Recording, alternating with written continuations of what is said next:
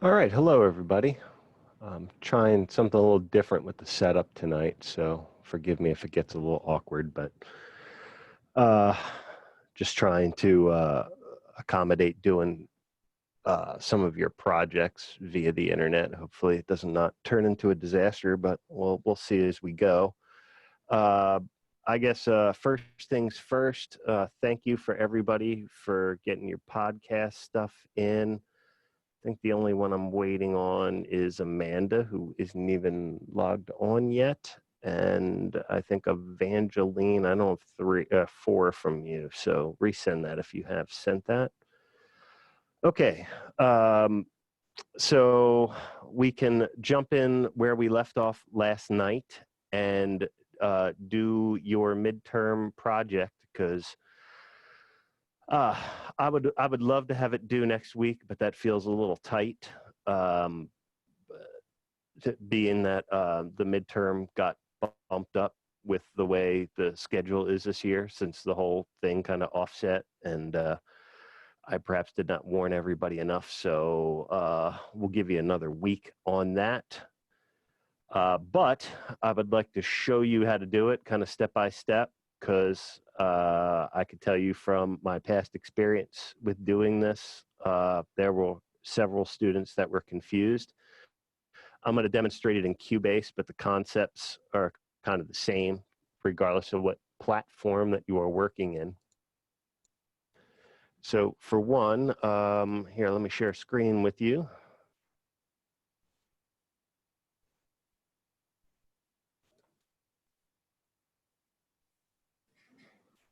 You're recording this?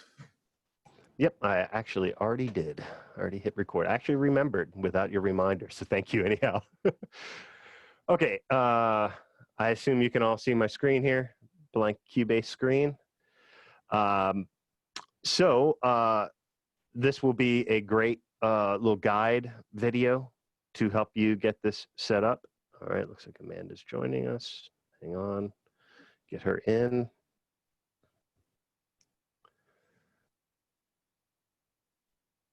All right, Amanda, it looks like you just logged in. If you wouldn't mind, hang for the end of class, Amanda, you and I got a few things to chat about.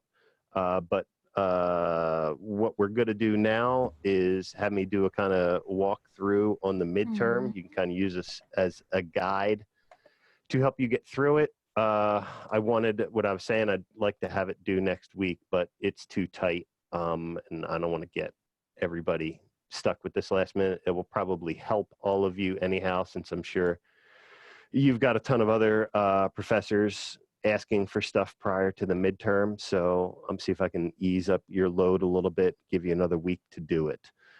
As I had mentioned in class last week, if this midterm is an easy assignment for you, then you should be able to rock through this in about an hour.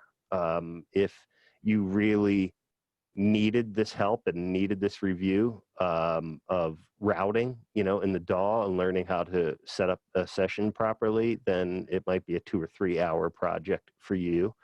So let's stop yapping and get the party started here. So um, the assignment is all laid out for you in Canvas as to the instructions. So that's what I will be referring to. So the document that I read from is straight out of Canvas, by the way, in the assignment section, which I somehow navigated away from. Oh, there we go. Okay. So for one, it starts out with the files can be found on Dropbox here. So there's a download link for you to pull the files you will need to your machine. Okay. Delivery guidelines for the project, pop it up on OneDrive like you have been with your projects, and forward me a link via email. You are welcome to do this project in either Pro Tools or Cubase. I don't care which, but I certainly want your whatever session that you did it in that format. So, okay, first thing up, session tempo must match track.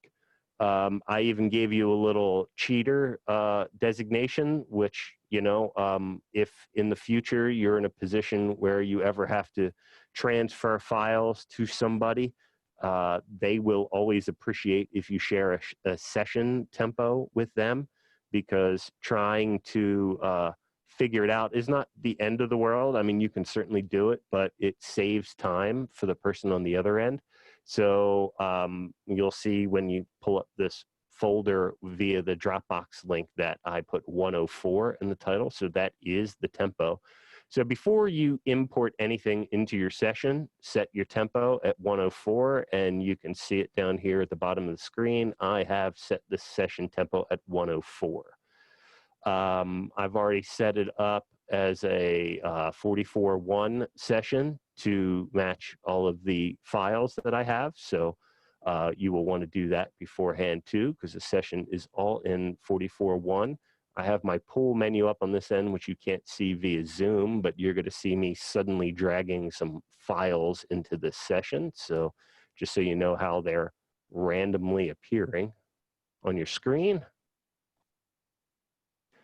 And then I choose different tracks. Okay, so that's simply, we have all of these files in the session, and Cubase automatically names all of these tracks. So I don't know if Pro Tools will do that for you. Maybe it does, but if it doesn't, make sure that you do label them, and you can just label them the same as the file names, which it appears to have done here. I am not, this session, this is something I recorded. This is a guy I've known for a rather long time that had inquired with me about helping him out with a record. And at the end of it, I finished this up. It was maybe last spring. And he, I did this with him and asked him at the conclusion of the session, hey, it'd be cool if I use tracks from your record for, a mixed project with class. And he was like, yeah, sure. He doesn't care. So, but I tell you all of that because I tracked it, and I can speak to, kind of where these tracks come from. And I am not a traditionalist that kind of keeps all the faders at 0 and sets all the levels kind of with the preamp. Some folks kind of like that technique, kind of a, all the faders at 0 and it sounds like a mix, but I personally don't work like that. You are certainly welcome to do so, but that's not how I work. I kind of came from the, as Vance Powell says, a bit more of the fill up the bit bucket school.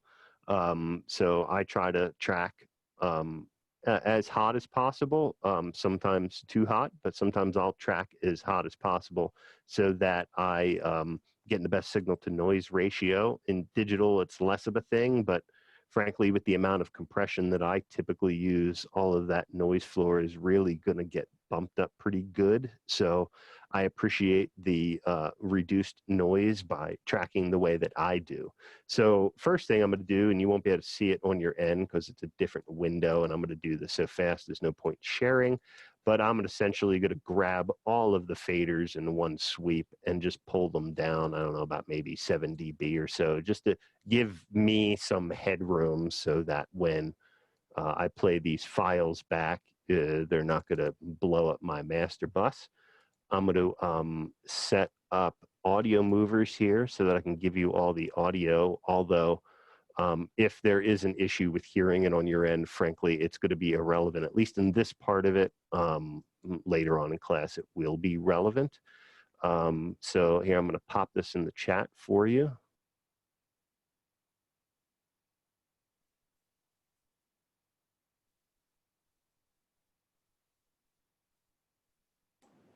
All right, and I would assume all of you figured out how to pin the window on your screen. So because I'm talking through one account and I'm giving you video through another account. So if you put your mouse over the right corner of the box and then right click on it, you can select pin video, by the way, in case any of you haven't figured that out in these zillions of Zoom sessions you've done already.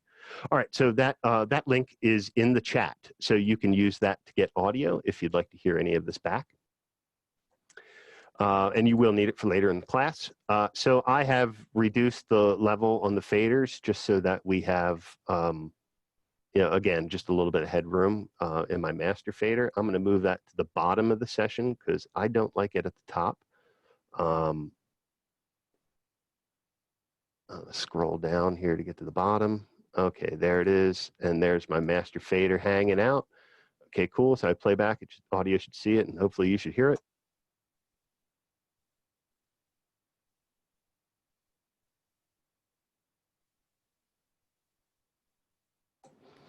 All right. I don't hear anything. Yeah, I also was about to say I was not getting anything. Did not hear anything? Okay, hang on one sec. Make sure I didn't screw something up. Yes, the start transmission button, that tends to do wonders. There we go. Success. All right, cool. So there's some audio. Like I said, it's a bit irrelevant for this exercise, but now you can hear it in case I do any playback here.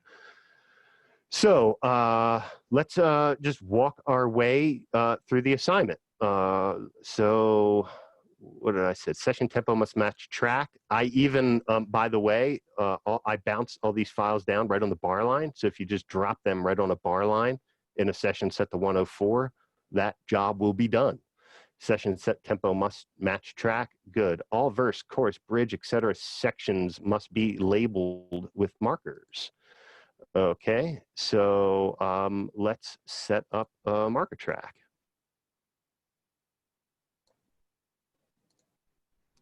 Where did it go? It popped it to the bottom of my screen. All right, here's a little trick for the Cubase folks here. Divide track list. You can pop the markers up on the other side of the divide, and that way when you kind of scroll, it'll stay at the top. With not too unlike, say, if when you're in Excel and you freeze panes to get your top line solid. So that's a handy little trick. Let's pop in a start marker here.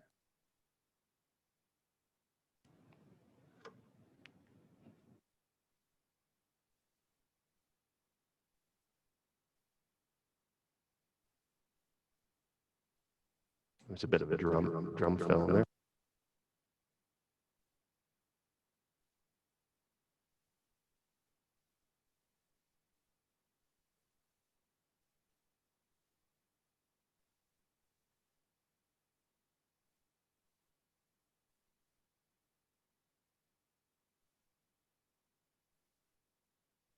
So I know the song because obviously I did the production, so I can blast through this a lot faster.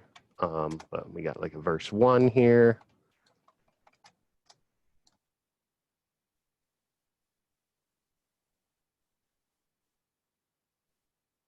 All right, so this is going to be like a pre-chorus section. I tend to just do these abbreviation.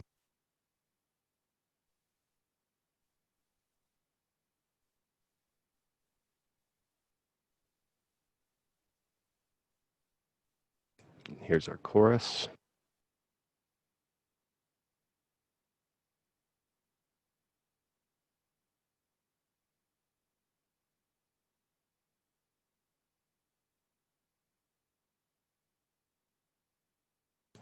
Heading into verse 2.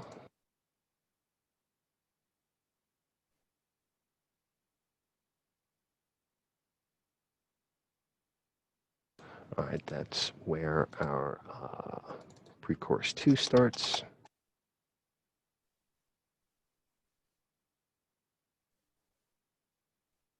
And chorus 2.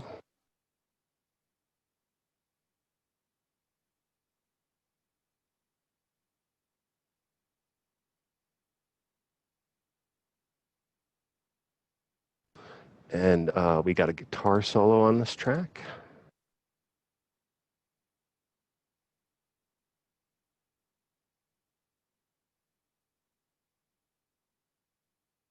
And here's our final chorus with a typical kind of more laid back vibe to this chorus start.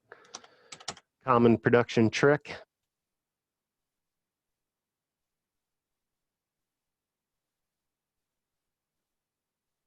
And then it's a double chorus, but you know, we really pick it up on this final chorus. You can hear the sweet strings there.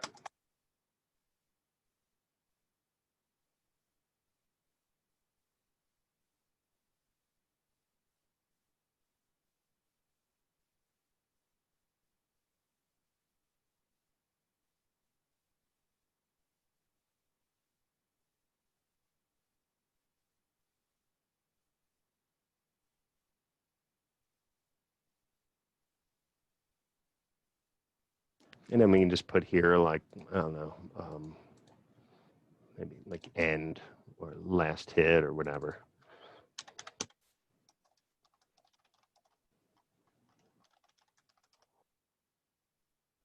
All right, so we got markers in. That'll be step 1 on your assignment. Step 2, or we're long past 1 and 2, but markers. All tracks and aux labeled. Our tracks are already labeled, but we'll be labeling the auxes as we actually create them.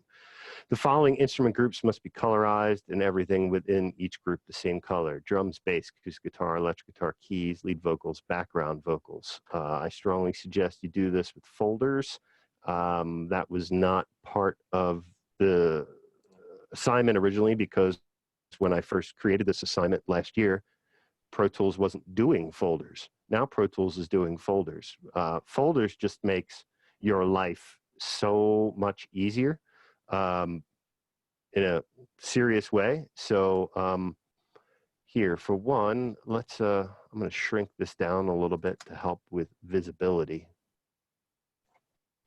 because I want to get things organized in a fashion that I like to see them. I'm a drums up top kind of guy.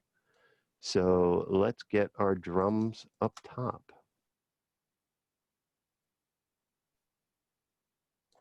Always start with kick, which comes from the old days of analog tape and wanting to put low frequency content towards the outside of the tape, because your tape tends to knock off some high frequency content on anything you store towards the edge of it. So, you know, when you're going to record the tape, that's why usually you see guys will put bass or kick drum first, because those sources aren't really, you know, if they lose some top end, it's not the end of the world.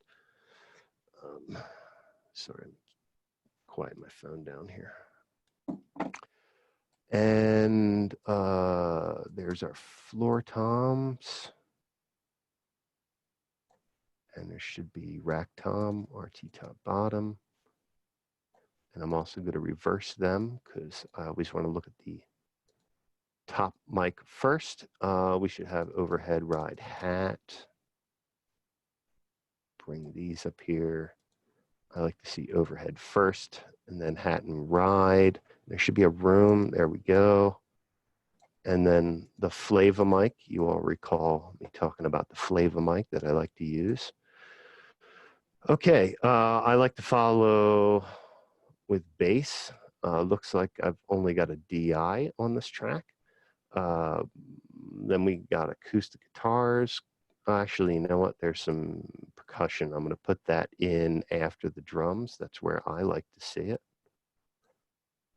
Then we got acoustic guitars. We're going to get the background vocals down here below the main vocals, and put the strings even, well, we can put the strings after the guitars. How about that? All right, so I think that's about what I like to see in terms of the top to bottom order. So for one, I want to colorize, you know, all of my drum related stuff. So let's make them all red. That's what I personally like to do. I don't have any mandates on what color you make things. The fact that they're a different color will, it just makes me figuring out what you're doing easier.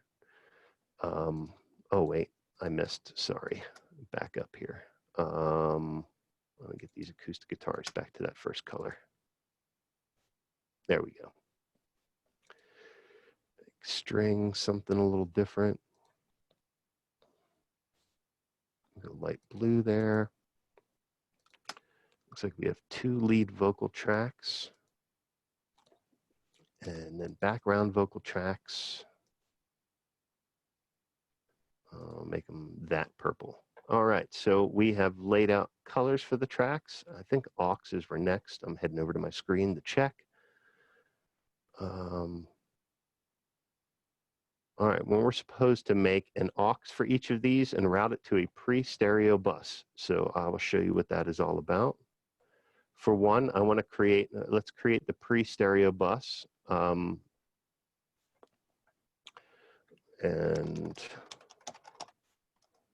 so this is just a bus that everything goes to before it goes to the master bus. Why do I do this? Because I don't put any processing on it. I leave the fader at 0. It's an immediate way I can always just instantly look down and see what the pre-fader meter looks like on my mix. I tend to mix into bus compression, which and all of that processing could be getting absolutely slammed at the input, and I can't really tell because my faders are my meters are post fader. So with the pre-stereo bus just being at like flat 0 with no processing, instantly I look down and I can see what I'm feeding into my master bus before all of the processing on it. So I have some macros set up to do this, but being that you don't, there's no point demonstrating it that way. So I'm going to move, let's for one, we'll move all these to a folder because that just makes things a whole lot easier. I should label the folders folder so I know when I'm looking down at it what it is, although it should be pretty clear, but, and I normally do this with macros, so forgive me, this will be a little slower. So let's create our drum group, or that would be a drum aux for the Pro Tools folks in here. We'll color that too, because I'm that kind of anal guy. So I'm going to route all of these to the drum group. I'm going to head over to my mixer window. Let me real quick share that with you so at least the Cubase folks can see this.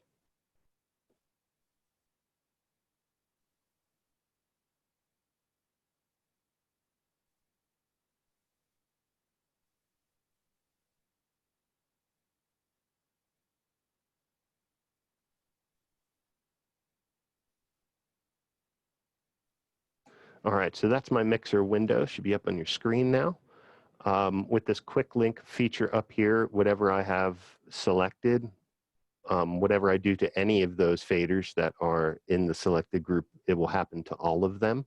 So it's a really quick and easy way to do this. And you've got shortcuts to do this stuff like this in Pro Tools too. There's nothing unique to Cubase here. I mean, the Q-Link thing is, but you got other ways to do this in Pro Tools. So under routing, we're just going to send all of these to my drum group that I set up. And let me get back to the main screen.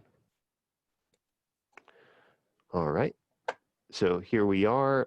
Everything's routed to the drum group. They're all red, the way I like it. I have macros set up to do this, just to speed things along. So that little macro just automatically created a folder and a group for me.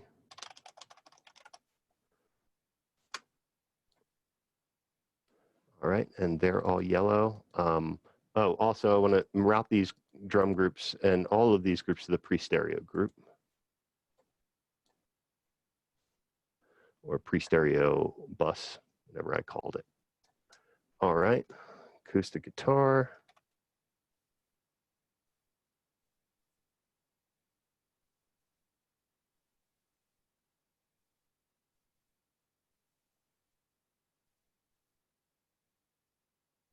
All right, so that is set up. I just got to send that to pre-stereo bus. Now we do our electric guitars. Actually, I can set up the output right here. Shortcut. And what was that I'm doing? I'll get group.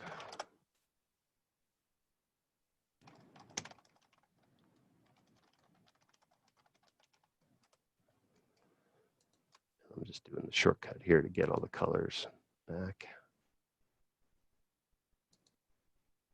Or was it there? Close enough.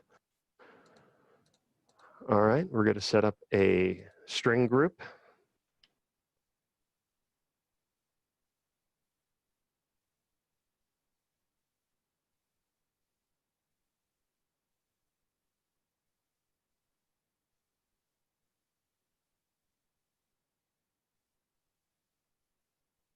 All right, just verifying I got all this in the pre-stereo group. All that stuff done. We're going to close that down just to get it out of our way. And that's done. Okay, so we got to do vocals. And we're going to call this lead vocal group.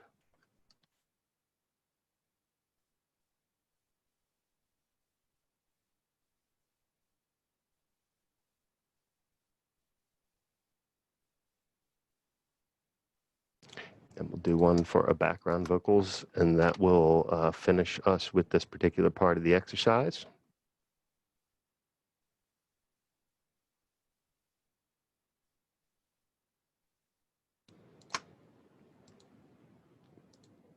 If you don't have experience doing all this stuff, by the time you get done to setting up all these groups, you should be a whole lot faster with it, obviously, because you'll do that exercise, 7 times over. So obviously that'll speed you up. As you can see with this folder layout, and again, you can do this in Pro Tools too with the folders, it just makes getting things kind of out of your way and condensed way easier. You know, the fact that I can just instantly, collapse my drums when I don't need them, super handy. Okay, so what's next on our list? All right, so I've got some auxes within the group. So I want you to do individual drums to their own aux. So we're going to set up a kick, snare, tom, and a cymbal room aux.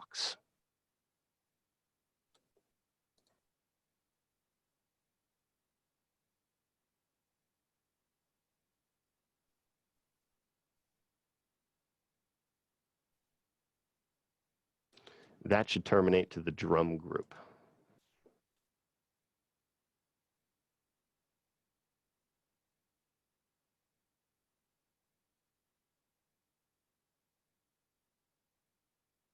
And then one for the snare,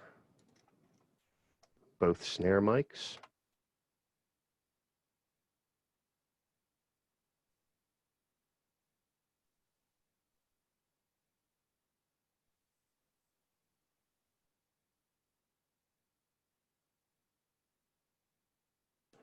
And then one for the toms. I mean, all of this grouping allows me to get each individual group of fader channels on a fader and then apply processing to all of those channels as a whole. What are we doing here, tom group?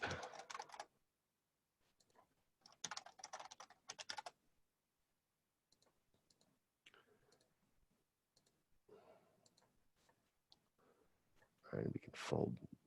Did I get that right? Okay, drum group, we got that right.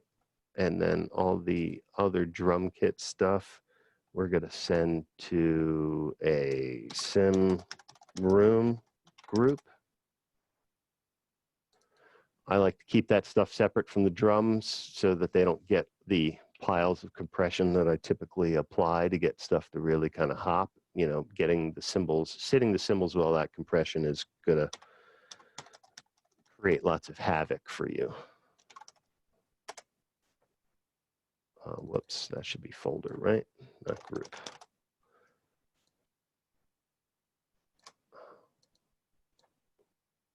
And let's just set up one for percussion as well. If you don't choose to do that, that's cool for you, but it certainly makes things easier for me, and I like that.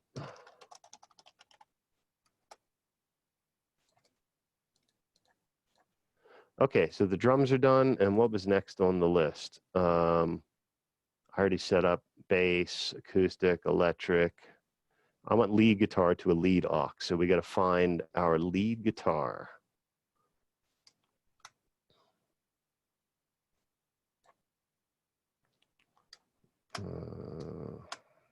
Which one is it? Probably 6A.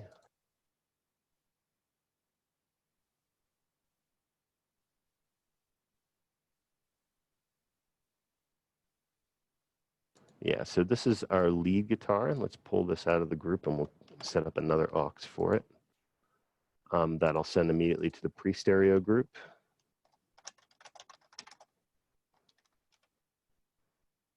Or, sorry, it's groups here, it's auxes and Pro Tools.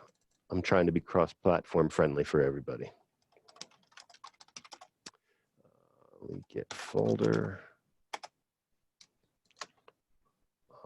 Let's maybe offset that color a little bit.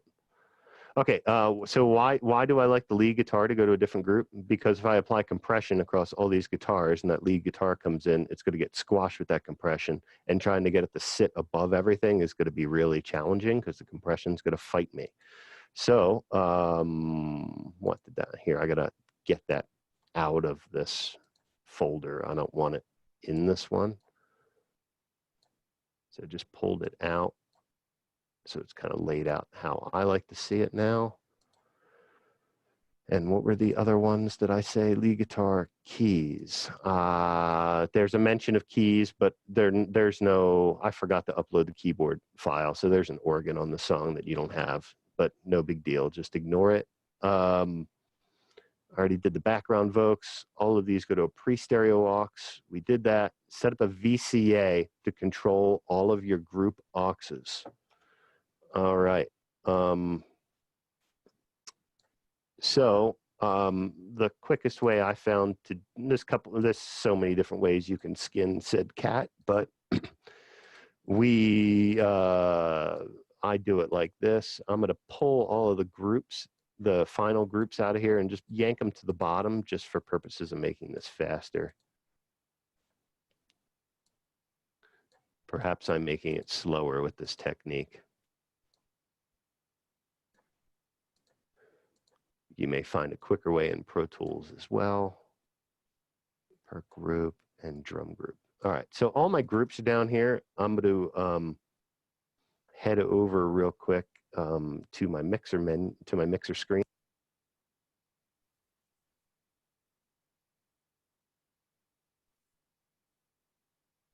All right, so all of you can see my mixer screen. If I scroll down to the end, here's where everything is highlighted. So I just right click in here and add VCA fader to selected channels. And now I have one. There it is sitting right there. We'll call this the group VCA. And you can see all the links are set up. I could certainly turn them on and off as needed, but they're all in one group. So when I move this fader, cool. And that also means that I can automate those as well. And I typically do. I do a good bit of the group VCA automation. Another VCA I may set up is one for all of my parallel compression paths. So if I want to maybe get like a little bit more kick in the chorus, I can kind of automate all of those up with just a single VCA fader. Hold on, let me head back to the main screen here.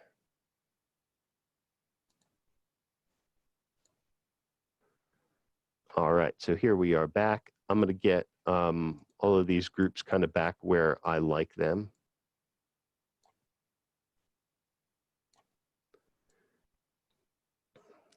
I really like to have all things that are associated with a particular group of instruments all together. Like if I'm working on the acoustic guitar, I want everything associated with acoustic guitar to be in front of me. I don't want to have to keep digging across the session.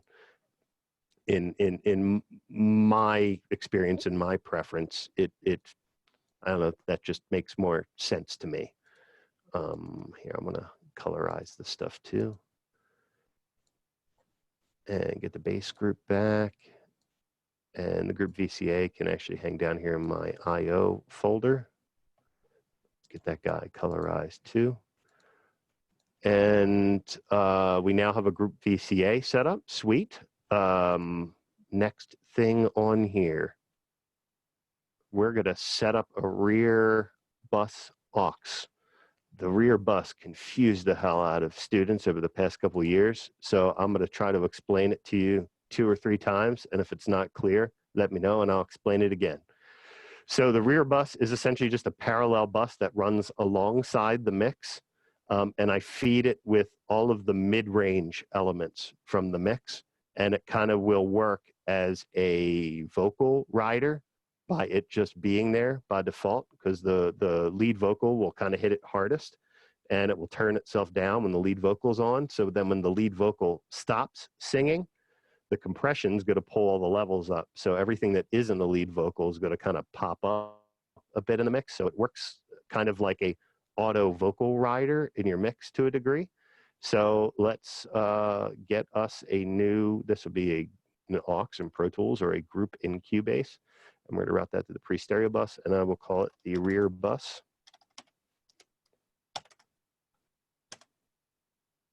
I'll also colorize that to match all my I/O stuff. Let's get that in here and that in here, just to keep it nice and organized.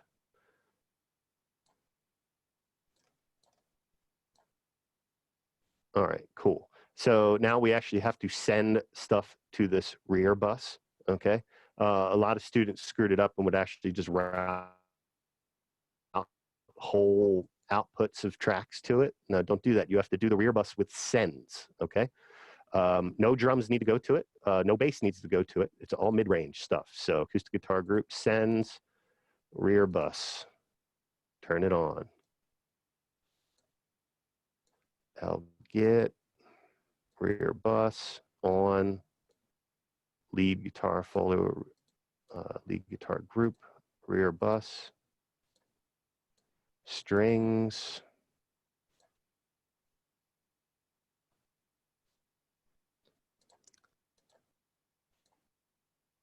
and what? Turn it on, and the background vocals. All right, cool. We definitely want to reduce the volume of that because that thing's gonna like really throw the mix out of whack. So we're just gonna pull that down a little bit. We can certainly work it in when it comes down to a mix. All right, so we have a rear bus set up.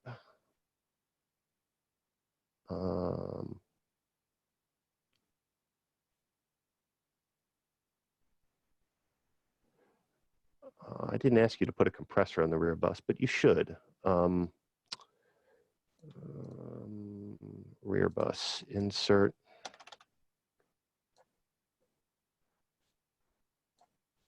Cool, I can adjust that later.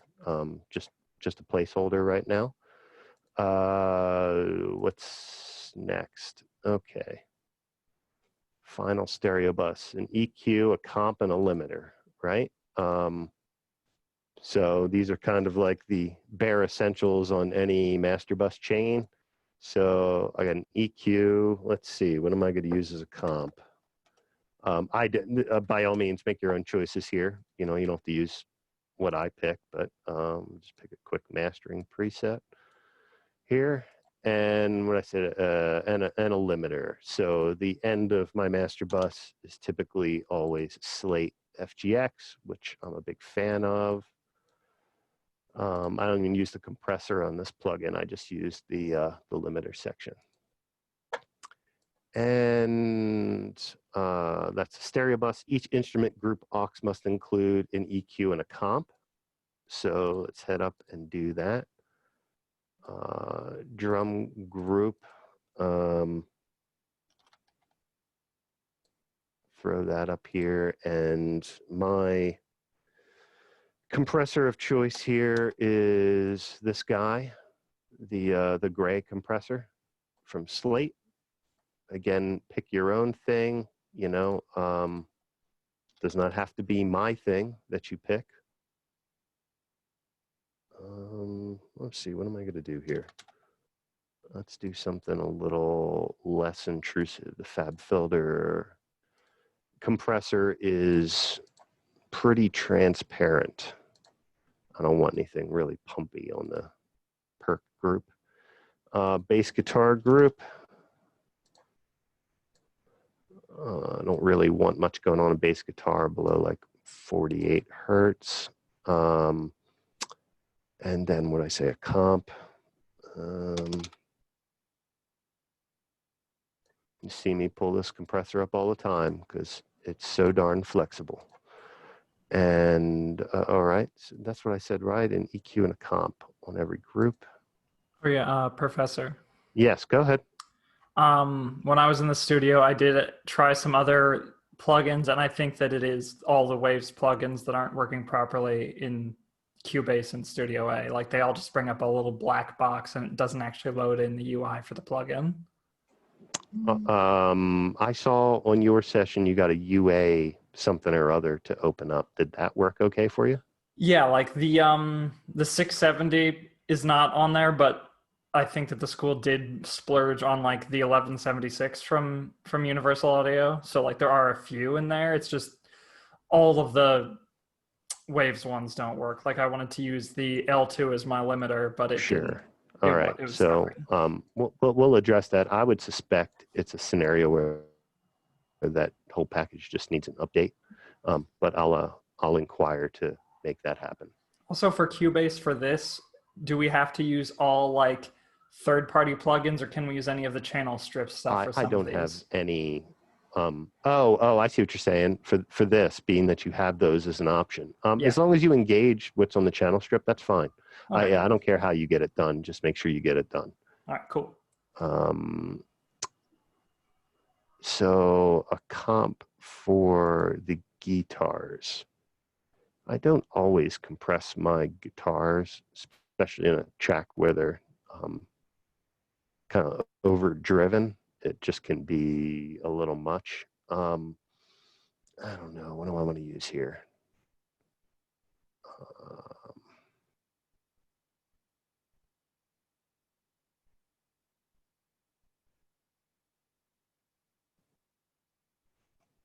Here we go. That's the Renaissance plugin, Renaissance guitar plugin. Lead guitar group.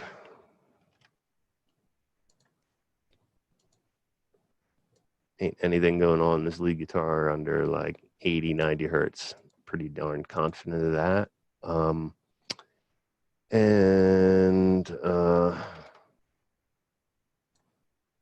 Just pull up Old Faithful.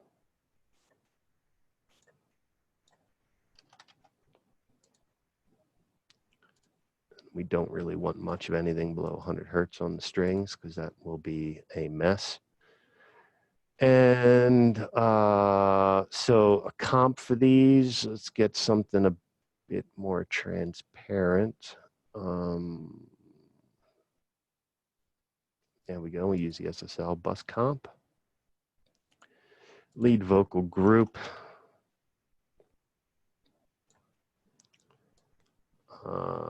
Yeah, lead vocals are at least going to get cut at around 70-ish to start. They may very well go higher than that when I actually listen to them, because right now I'm more concerned about just showing you the routing and such. I love my bluey on the vocal. Really kind of get it up front. But this compressor is pretty aggressive, so I'll oftentimes decide against it because of how aggressive it is, and maybe go with the Blackie. Background group.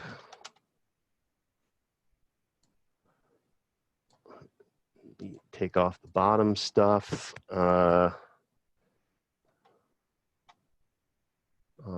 is this compressor I like to use, or I have used in the past?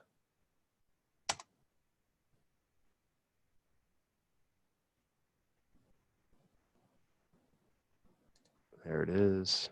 A little background vocal preset here on this guy. But I know it slams real hard out of the gate. All right. So we've got all of that processing loaded onto our groups. Parallel compression path routed to the end of the vocal aux group set up for lead vocals. I call that a crush. So if you do the same, I'll know what in the world you're talking about. So let's add a group for our lead vocal lead vocal parallel path. So we'll call this lead voc's crush.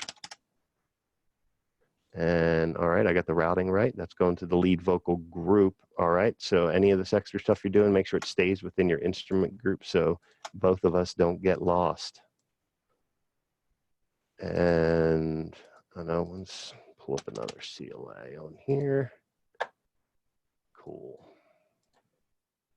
I probably could have even done that in mono. I set up a stereo group, but a mono group would have been sufficient because it's a mono source we're feeding to it.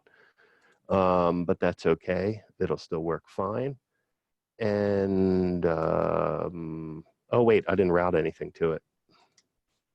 So this guy, lead vocal crush, and this guy, lead vocal crush. And we're gonna need to turn that thing down because that vocal's gonna get stupid loud if I don't. Next up, I recommended some parallel compression paths for the drums. So like a kick snare crush. Let's set up one of those, a fave of mine.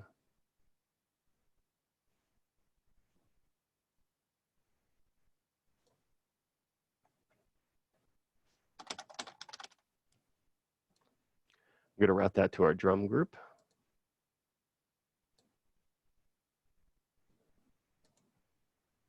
So we want to we'll feed it from the kick and snare group.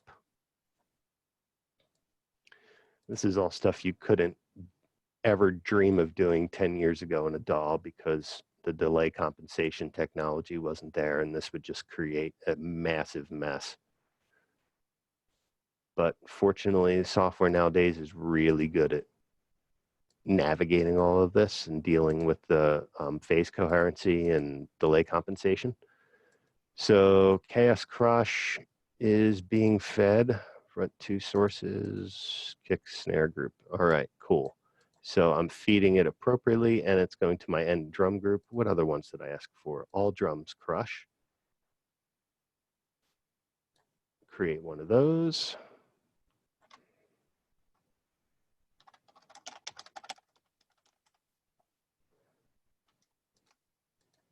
Name it red, and let's feed it with all the drums. So no cymbals or anything here. So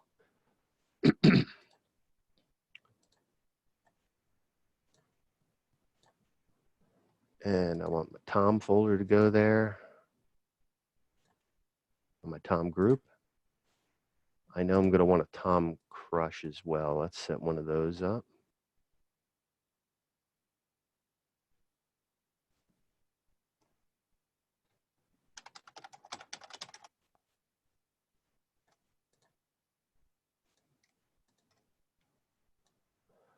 I'd probably do this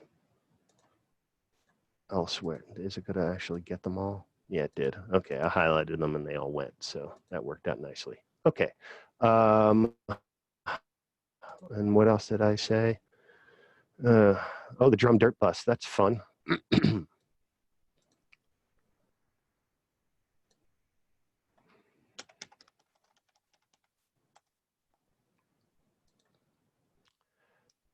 So this I'm going to feed with just drums again. So same idea, but I'm going to put some kind of fun saturation plugin on it. And then that's on a parallel bus that I can kind of blend against the whole lot of it. All right, cool. Let's, where was that at? I just put it down there. There it is. Okay. This is one I like to use as a Cubase native plugin. Drum group melt. There we go. Cool. Good starting spot. I don't know that I'd probably be tweaking that, but that's definitely going to need to be pretty low in the mix. And what did I say? Electric, acoustic, and a background vocal crush. So we'll set those up real quick.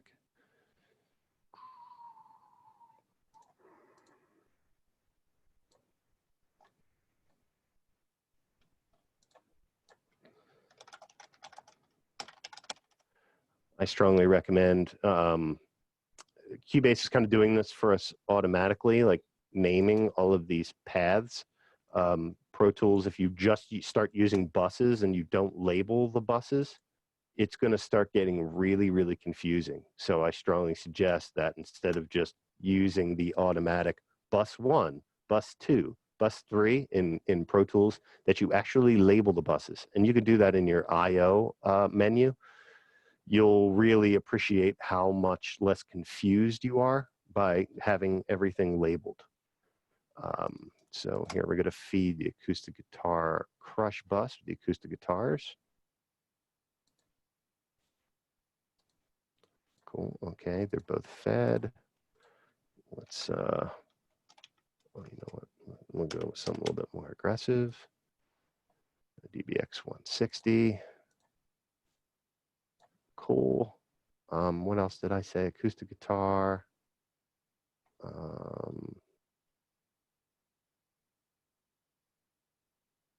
Back electric guitar. I really don't care if you do an electric guitar one. If you do it, that's fine, but I don't really care.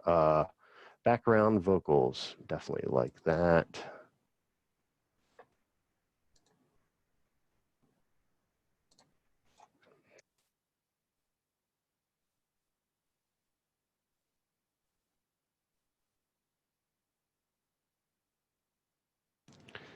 All right, so we've got this up here, and just get these all routed to it.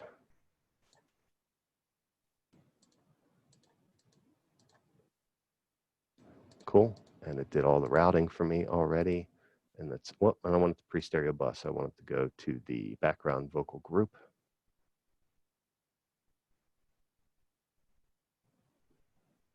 Which I'm looking at and not seeing.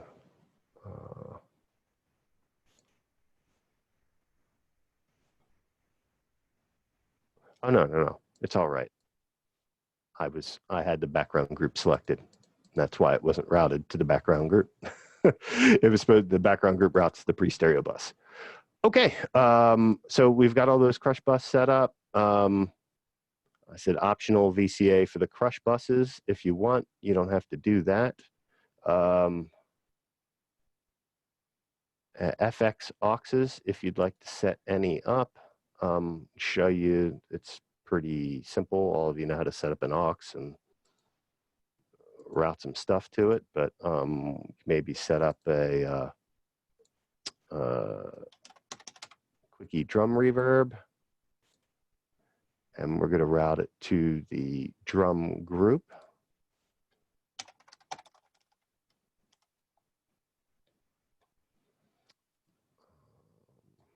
Okay. And I typically will feed the drum verb with, for one, I do send kick to it, but I pull it back a bit because it doesn't typically need as much. I'm going to send snare and toms to it. I don't typically send overheads to it. As I mentioned in class before, Chris Lord-Alge is all about sending just the overheads to his drum verb. He doesn't actually send his drums to it. That guy gets paid a whole lot more to do this than I do. So maybe he's on to something, but I haven't found that I like that personally. So that's a drum verb. You can you definitely want to set up a vocal reverb. Let's do that here real quick. And an effect is the same as like an aux. It's just another thing that you call it in here. So you can kind of keep things separated, but it's pretty much an aux. It's the same concept. We can even use the same verb. We can route it to our lead vocal group. Where are you hiding at? See, it starts to get challenging when they're even labeled.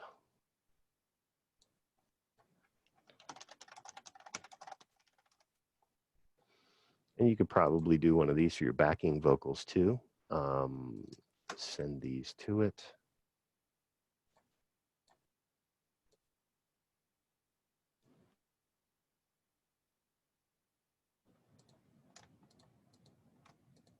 And I think that's about all of the routing stuff on here. Okay. Any effects auxes must be routed to the end instrument group for the associated instrument group. We just did that. We colorized them all. Don't share auxes across the instrument groups for purposes of this assignment. If you want to do that on your own mixes later, that's cool if you like that, but please just keep them separate for for the purposes of this project. Real quick, let's just set up some gain staging real quick so it sort of sounds like something and nothing is blowing up.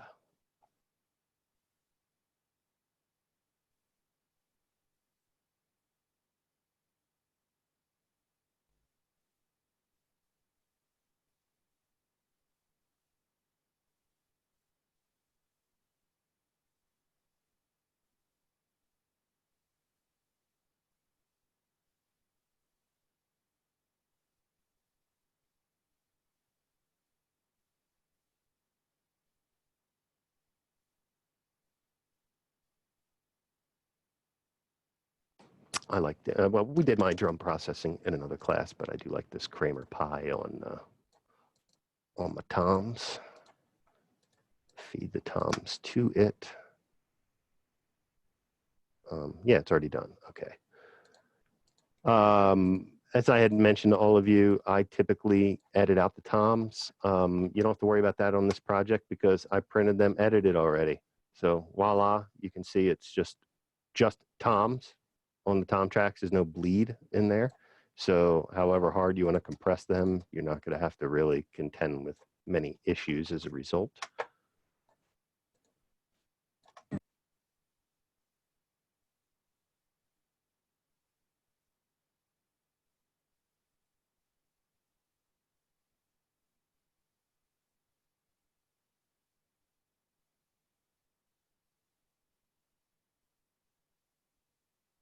All right, that's all working as intended.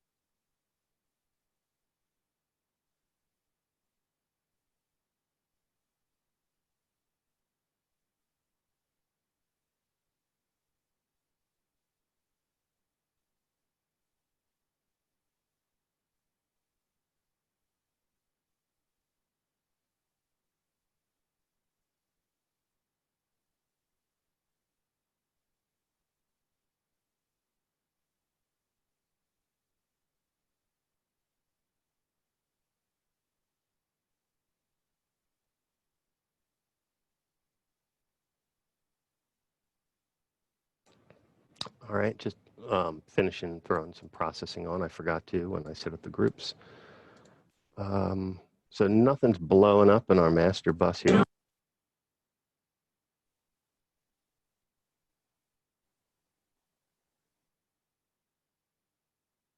So we even still have some headroom here in this master bus with this group VCA, and quickly just kind of push it up a little bit.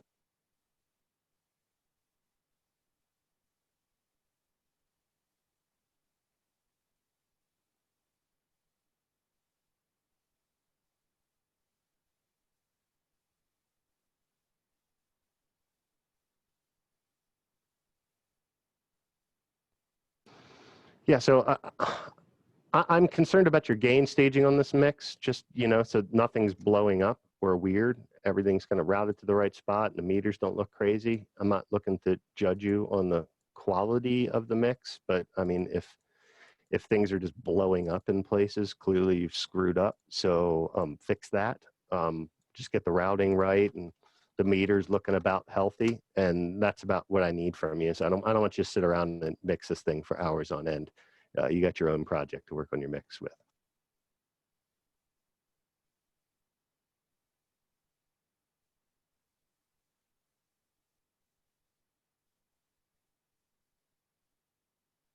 Okay, and I think that, oh, okay. Final mix must be printed back into the session onto a separate track. So as for doing that in Cubase, I could just export audio mix down. Are you seeing this menu? Yeah. And then after export, I could choose create audio track, insert into pool, and it'll auto pull it in when I do an export like this. I think you can do that in Pro Tools and if not, just print it and to an external spot and then just import it. Sit it at the bottom of your session and mute it, because I want to make sure I'm hearing what you heard when you said this is done and good for submission, just in case you're using plugins on your end that I don't have and can't see and can't hear what you did. So yeah, and please, when you deliver this to me, see how I'm kind of laying this out, where everything is nice and compact and easily visible. You know, so I open this session right now. Like if I left it like this, I save it and I open it like that. It's like, I can see everything. I can see what's here. I can see what is a part of the session. Everything's well organized and colored. So there's no confusion when I sit down to work. And I think this is an awesome habit for you to all get into. And also, you all need to clearly get familiar with how to do the bus routing in your DAW. So that's the primary portion of this exercise for your project. Does anybody have any questions on this? Because I think that about wraps up what we need to do on this tonight.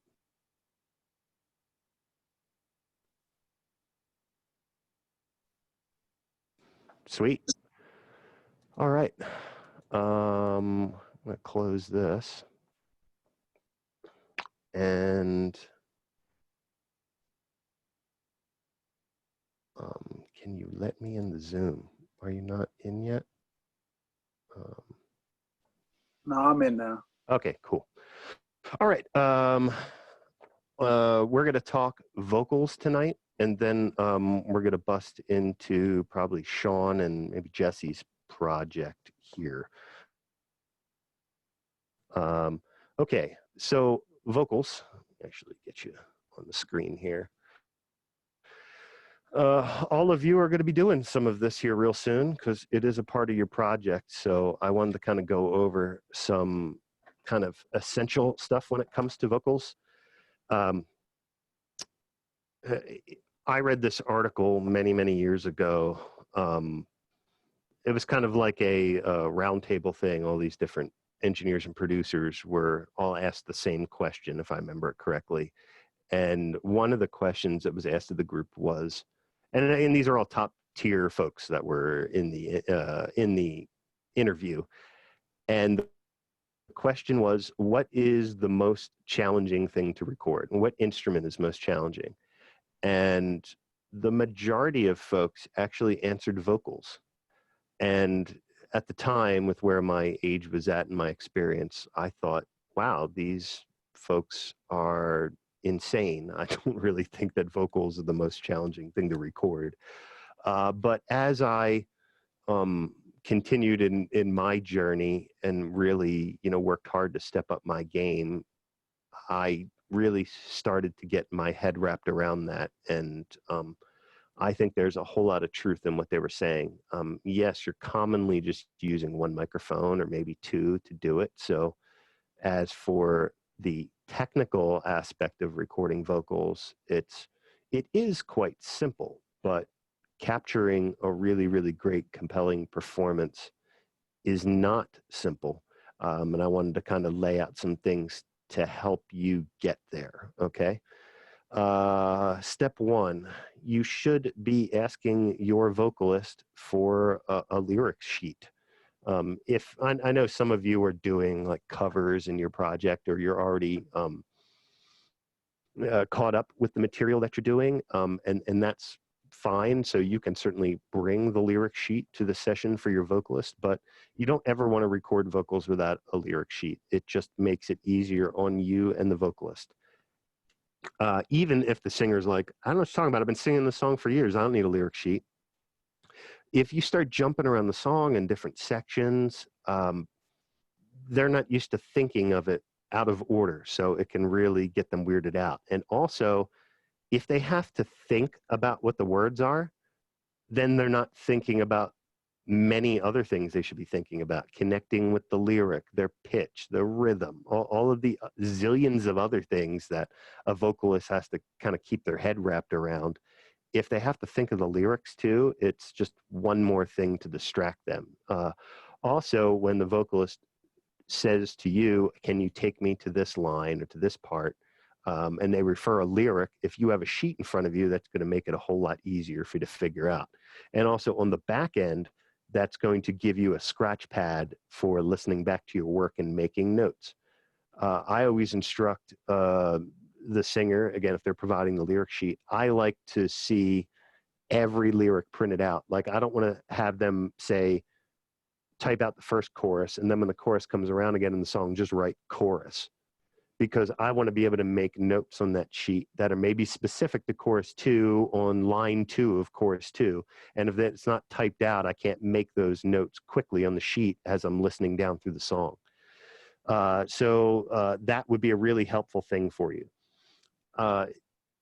Don't ever ask a singer to sing without water, and don't expect that they're actually going to be smart enough to bring it with them. Folks that have been doing it for years, they're going to roll into your session with a big old bottle of water because they know better. But some folks that are less experienced are probably going to show up totally dry.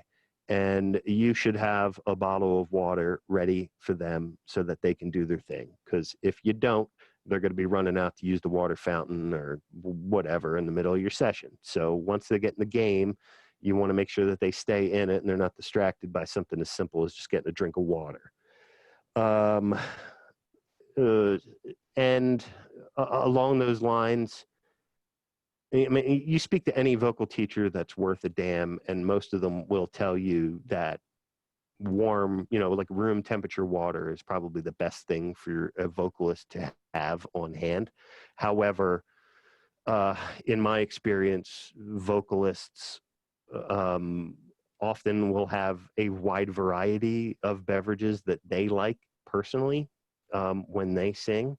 So have a conversation with them ahead of time that, if they're going to want something more than water, that they're going to have to bring it. Or, if they tell you what it is, then you can certainly choose to accommodate them with that if they see fit. But, and all of this goes back to making sure the vocalist is comfortable, that they're not wanting for anything but to give you a good performance, and that they have no excuses for not delivering you a good performance.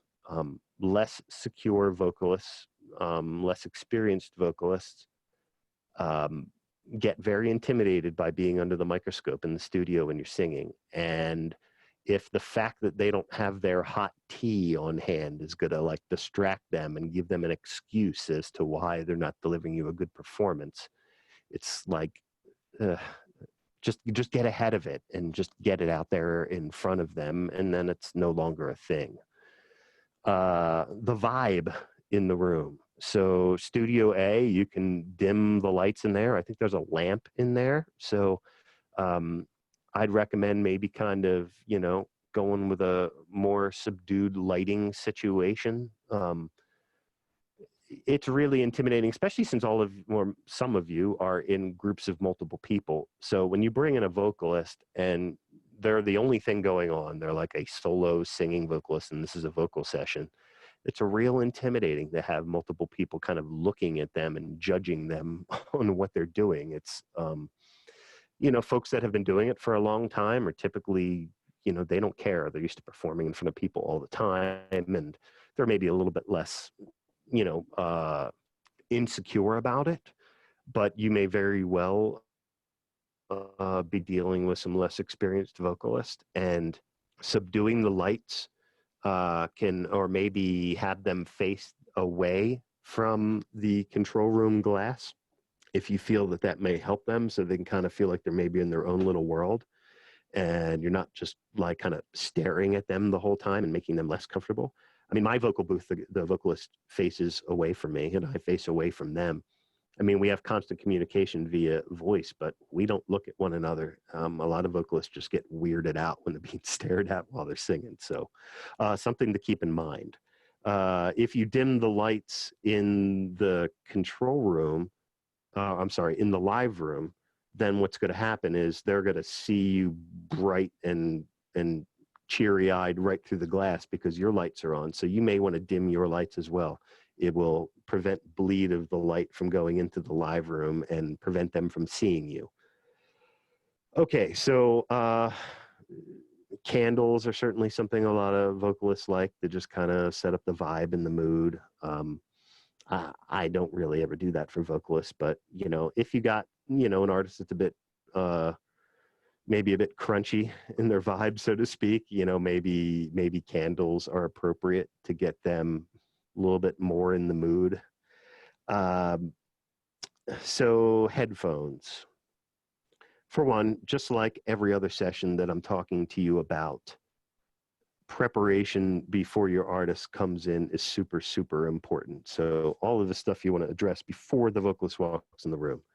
They walk in, they should be able to walk up to the mic and just start singing the song, right? So headphones should be out for the artist, and headphones should be checked. There should be a respectable balance of the current mix up on the console, ready to go and ready to play back to them. So it doesn't need to sound like the finished mix, but it should have a pretty sufficient balance for them to feel comfortable singing over it. Popper stopper kind of mandatory nowadays. I mean, I never track vocals without them. When I've tried in the past, I always wind up getting irritated that I didn't use it, because then I start hearing P's pop. So make sure you're using a popper stopper. Have a music stand up for that lyric sheet that they bring in. I suggest you put a towel over top of the music stand, because music stand's just a big flat sheet of metal. It's a very reflective surface acoustically, and you don't want that stuff ringing back into your microphone. So put a towel up on the music stand. I suggest you have a seat ready for them in case you need to do any editing or whatever in the session that has them with a minute or two of downtime, and that gives them an opportunity to get off their feet if they would like. I like to lay out like a little table for the so they have somewhere to put their drink, maybe their phone if they still have it, their keys, or whatever else they have with them, so they can have it nearby and it's not just laying on the floor and then getting stepped on when you come in to move a mic or whatever. So give them somewhere to put their stuff so you're not stepping on it. Set up a little home for them. I mean, in Studio A, you've got a bunch of gobos up. I suggest, you know, create a little, you know, recording house with them, maybe a gobo on each side, maybe one in front of them. So it just kind of feels like a tighter, more condensed and intimate space for them. I kind of, again, when I've done it in Studio A, it's just like a gobo on either side of the vocalist and maybe one in front of them, or maybe one in back, wherever you feel you need to maybe calm down some reflections. So the mic should clearly be on a stand and wired up before the vocalist comes in. I've never gotten to talk to the class about this because I've never really kind of set up anything in front of you. It's already all set up for you when you come into my class, but for God's sake, please wrap the mic cable around the mic stand. I get so irritated when I see pictures people put up online and like the mic is, it's here to demonstrate. There's a mic on a stand next to me, and as you can see, the cable is wrapped around the stand. I mean, I watch people put a mic on a stand with a cable, and the cable's just kind of like jutting out from here and like running away from the stand. It's like it's a trip hazard. It looks messy, so make sure you're dressing the cable to the mic stand.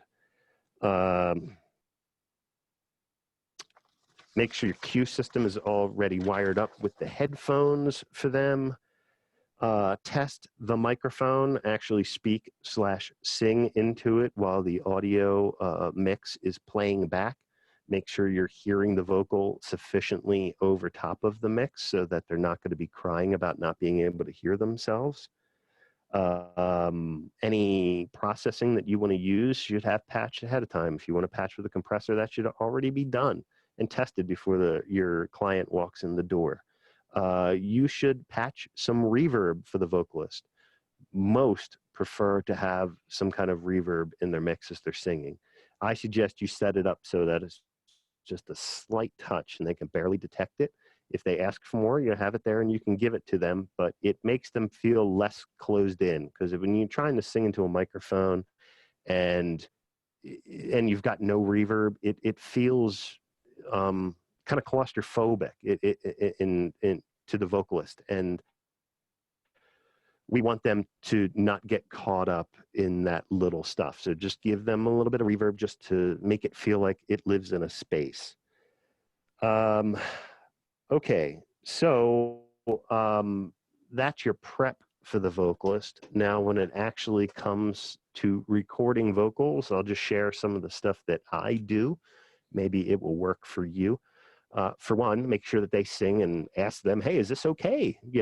Is the balance okay? Do you feel good about how this sounds? Have them sing a little bit and test the vocal level. Make sure you're hitting your DAW at the appropriate level and the compressor in line if you're using one. I strongly suggest that if you do use a compressor in line to record your vocals, that you are just kind of tickling it. You shouldn't really see the gain reduction get really wild, because you can't really uncompress things quite so effectively on the back end. I mean, you can kind of trick it a little bit, but if you overcompress the vocal, that's just kind of baked in, and that's going to be really challenging to fix. So compression should really just be kind of used for the heavy peaks when the vocalist really, really digs in.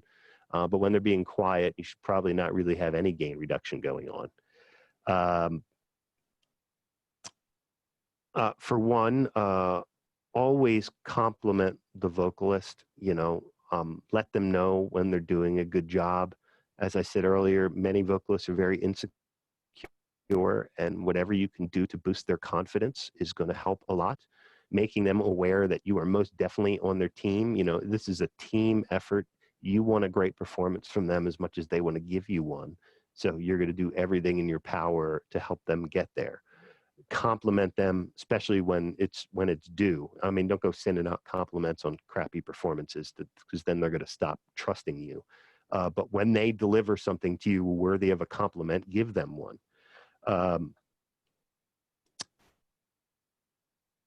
Sorry, just going through my notes because I keep jumping out of place and telling you things already that are on my notes.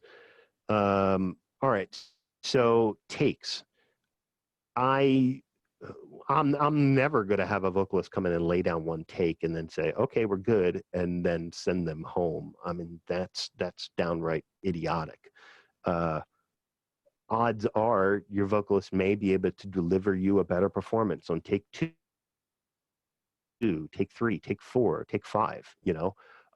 As they get more comfortable in that environment, they may start to open up a little bit more and give you more. So any vocalist worth a damn is going to self-assess what they're doing. I mean, this goes for any musician in the studio.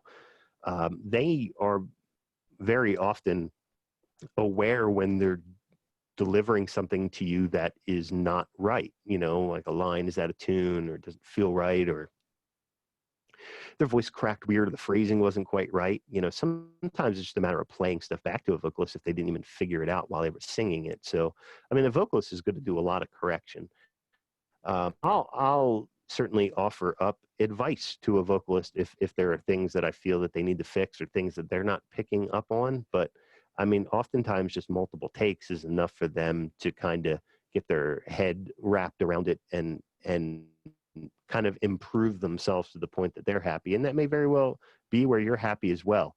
But I'm going to be keeping track of these takes and keeping track of, that they typically, in my experience, kind of grow and get better. And then they're going to plateau. And then you're going to keep getting the same performance. And then if you keep going past that, they're probably going to get worse. So when you feel that the takes have started to plateau, that's where I typically stop getting takes from a vocalist, because what's the point, right? I mean, we've kind of got what we want. If you're not getting what you want out of them yet, then you got to really make sure that you give them the direction to get it.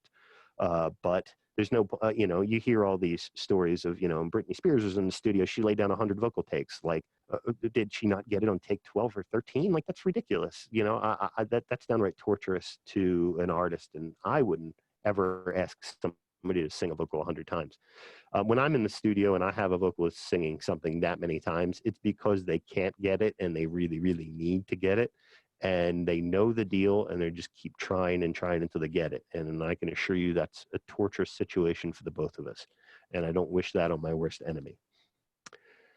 Full takes versus working by sections. I typically prefer to work in sections, but every vocalist is different and I kind of leave it up to them.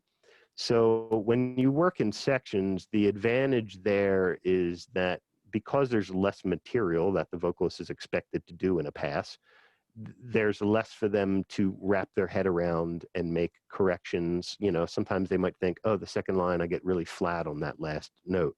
They'll make a mental note. But in the scope of them trying to make that note over a whole song, they might have 15 different things they got to think about. And I find that sometimes that's too much for them to try to concentrate on. So some vocalists are better off in sections, in my opinion. You know, again, run it by the vocalist and see how they are comfortable. But you know, if you're doing full takes and you really feel like they're not consistent across the whole take, that sounds like the perfect opportunity to just work in sections. You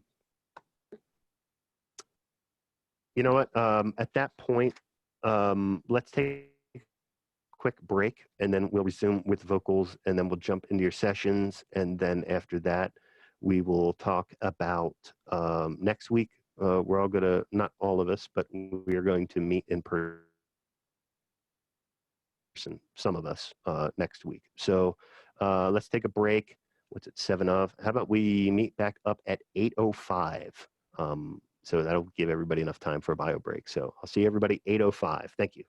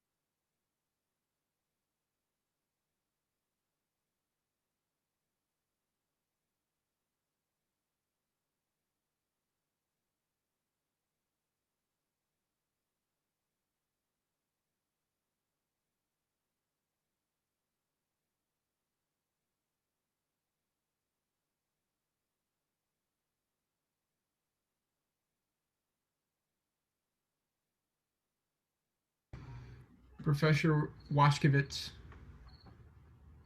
Yes. Joe Trojak says hello. Well, tell Joe Trojak I said hello back. Will He's do. a good dude. Yeah, I'm interning with him right now. He's pretty cool. I worked out of that room for many years. So he's told me.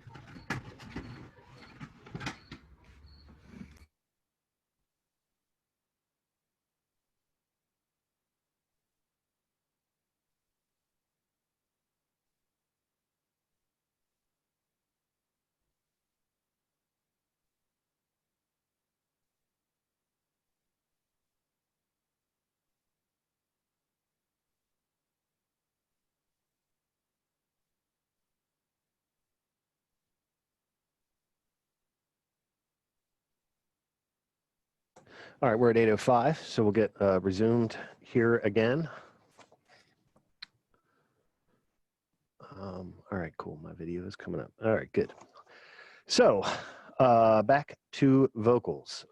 We were talking about earlier about splitting things up in sections versus doing the whole song.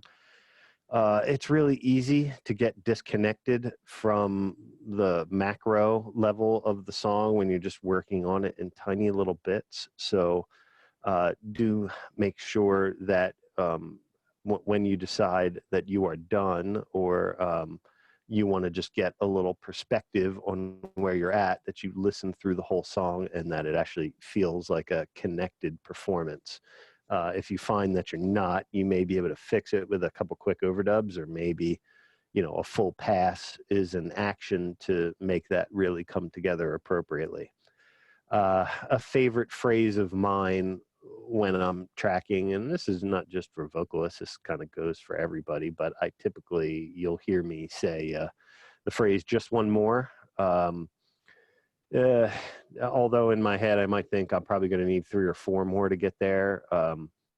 You know, if the vocalist just thinks, okay, I just got to do, or whoever, the performer just thinks, oh, I just got to get 1 more in and I'll be good. They may very well kind of push themselves a little bit harder thinking it's the final take. So just 1 more really is a trick I'll use a lot.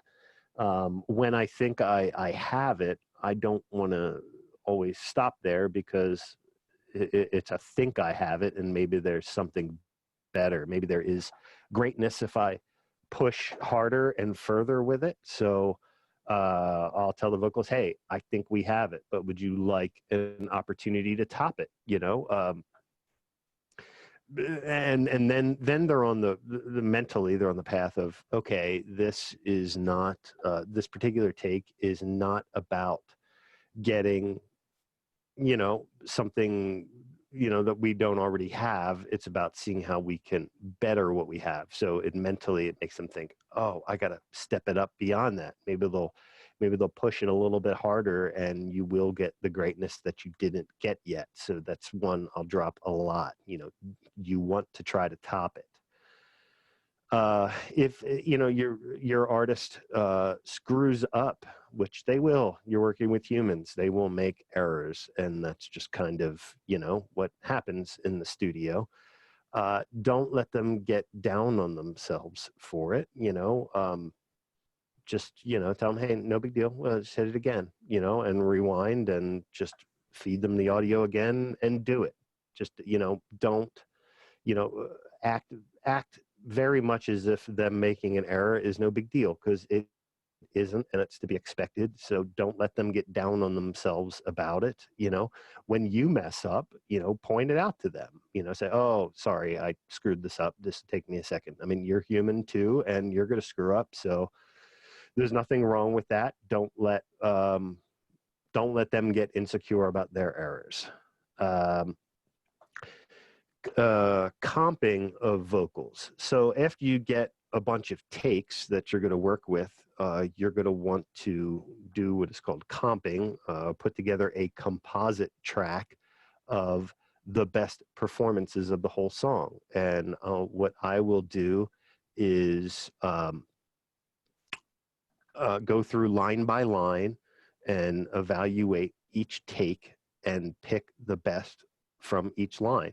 Sometimes it's even partial lines, you know, maybe the start of the phrase is this take, and then I'll take the back part of the phrase with another take. Obviously, that's going to involve a fade on your part to fade between those two, you know, takes so that there's no clicks or anything, but they're singing the exact same phrase in the exact same spot, same mic, you know, doing edits should not be any kind of issue for you. As for when and where to do the comping,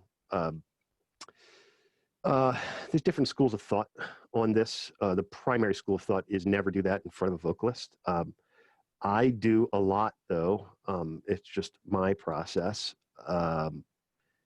It can make a vocalist feel extremely insecure hearing themselves back kind of over and over and having their mistakes kind of be not necessarily put in their face, but, you know, ultimately it kind of is, you know, you're going through it, you're evaluating each take and you're like, nope, not that one. No, this one's the best. And then you move on to the next one and you go through it all. And here's why I do it with the vocalist, because I prefer that when a vocalist is walking out of my studio after a vocal session, that I'm positive we have a great take top to bottom and we're happy with all of it. And if they leave and then I'm comping and I feel like we really don't have it at a certain spot, well, they're gone. And then I'd have to like set up another vocal session to bring them back to get those areas. And sometimes that's just not feasible for whatever reason. So I want to make sure that everything is exactly what I like while the artist is there, to help ease up their insecurity about it, you know, and just be very upfront about everything I just explained to you and explain that to them. And, you know, very much let them know, hey, we're on your side. We want to get the best performance we possibly can for you out of this. So we're not listening to this over and over again to point out your errors. It's about making sure that we're achieving the level of greatness that we're going after. So, sorry, this is not, you know, this is not us trying to be down on you. It's about trying to make things better. So just, you know, point out to them that you're working together to make it great if you're going to, you know, comp in front of the artist. And I'll often tune as I'm going through and doing that too.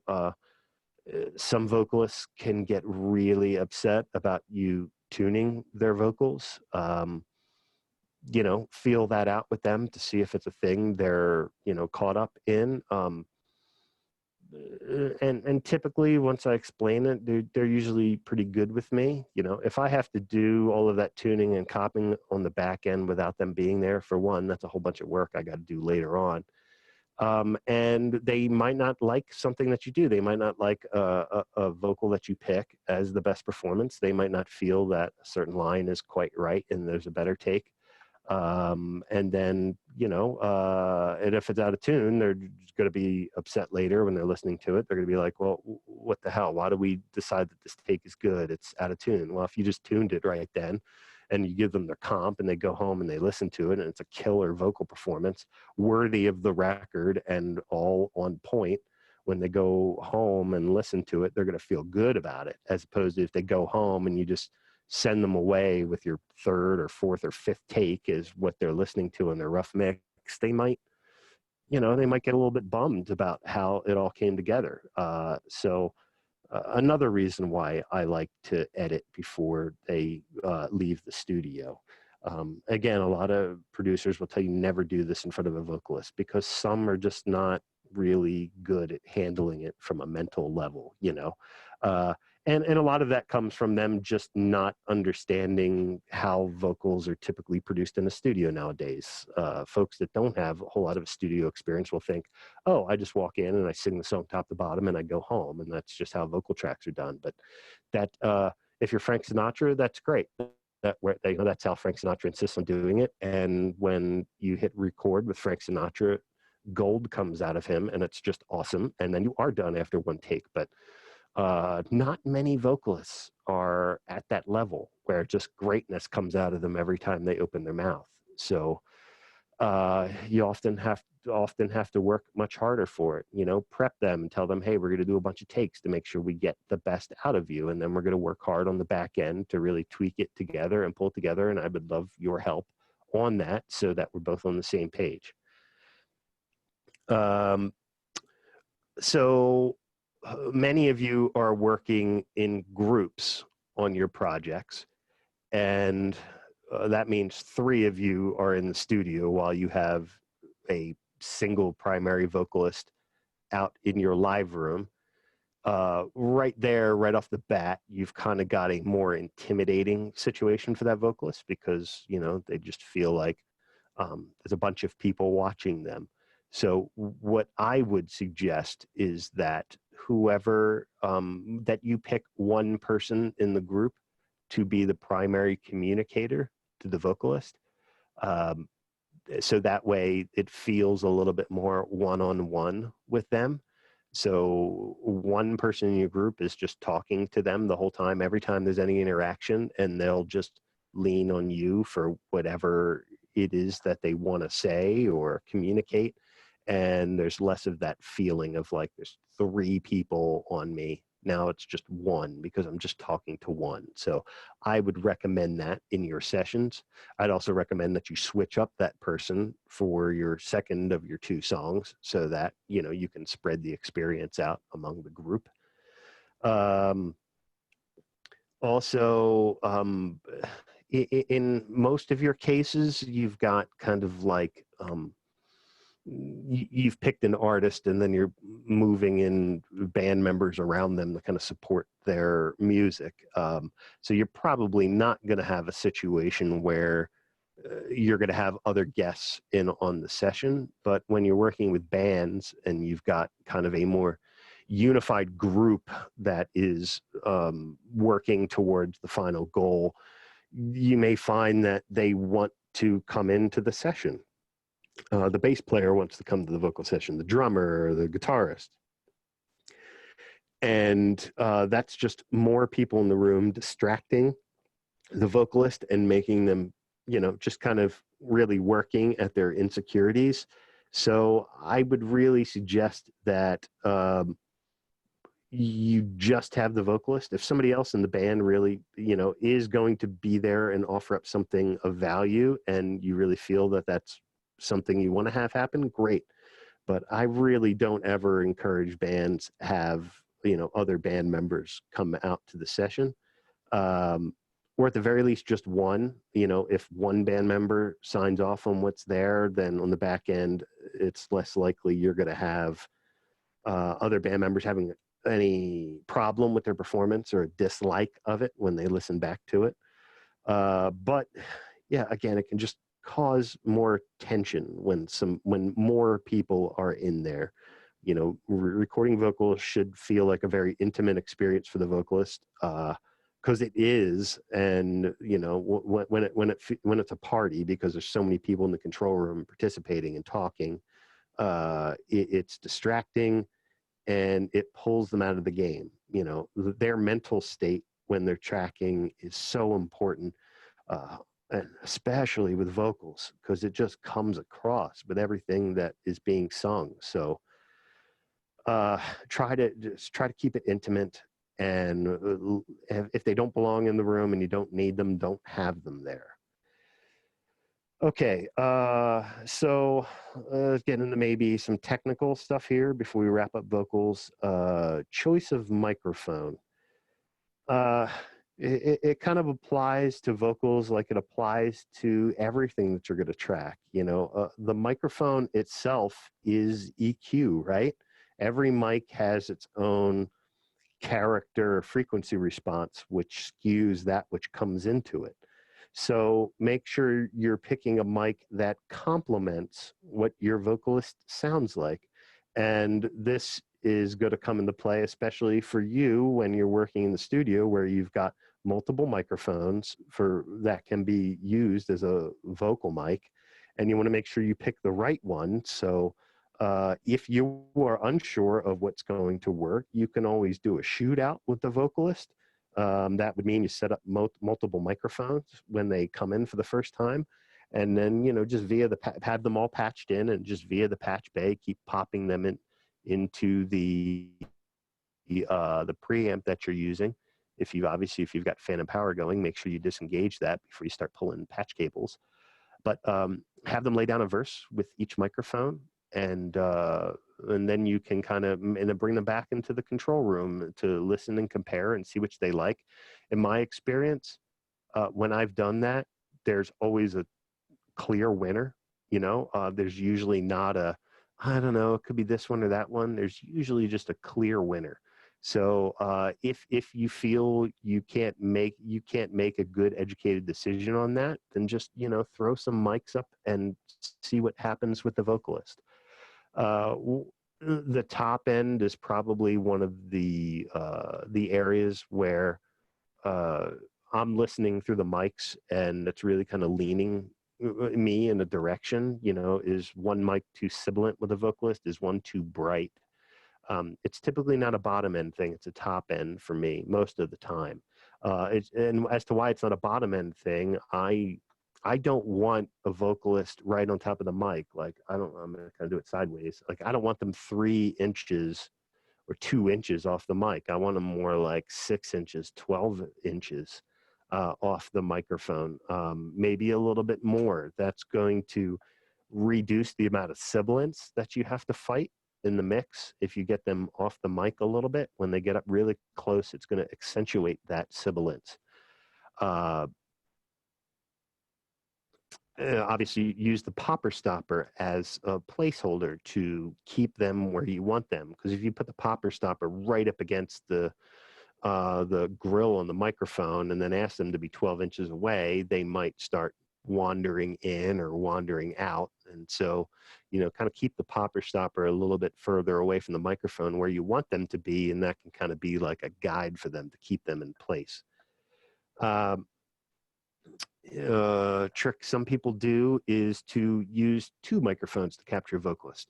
So the concept being, you take the kind of the best of both worlds from multiple microphones and track them both together, and combine them in mixdown.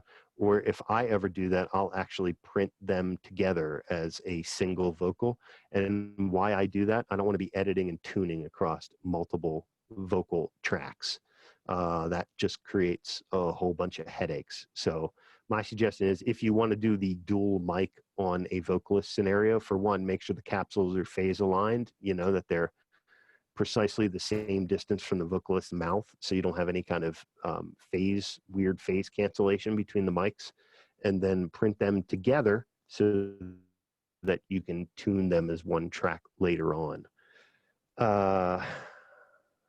Tube microphones. I think you do have one tube microphone at LVC. I think it's an Avantone. I don't know if I'm pronouncing that brand name right, but tube microphones. I'd imagine you've all had some info relayed to you It's a from CV12. Barry. I'm sorry, what was that, Sean? The CV12. Gotcha. That's the Avantone or whatever, right? That's the model? Yeah. Okay, cool.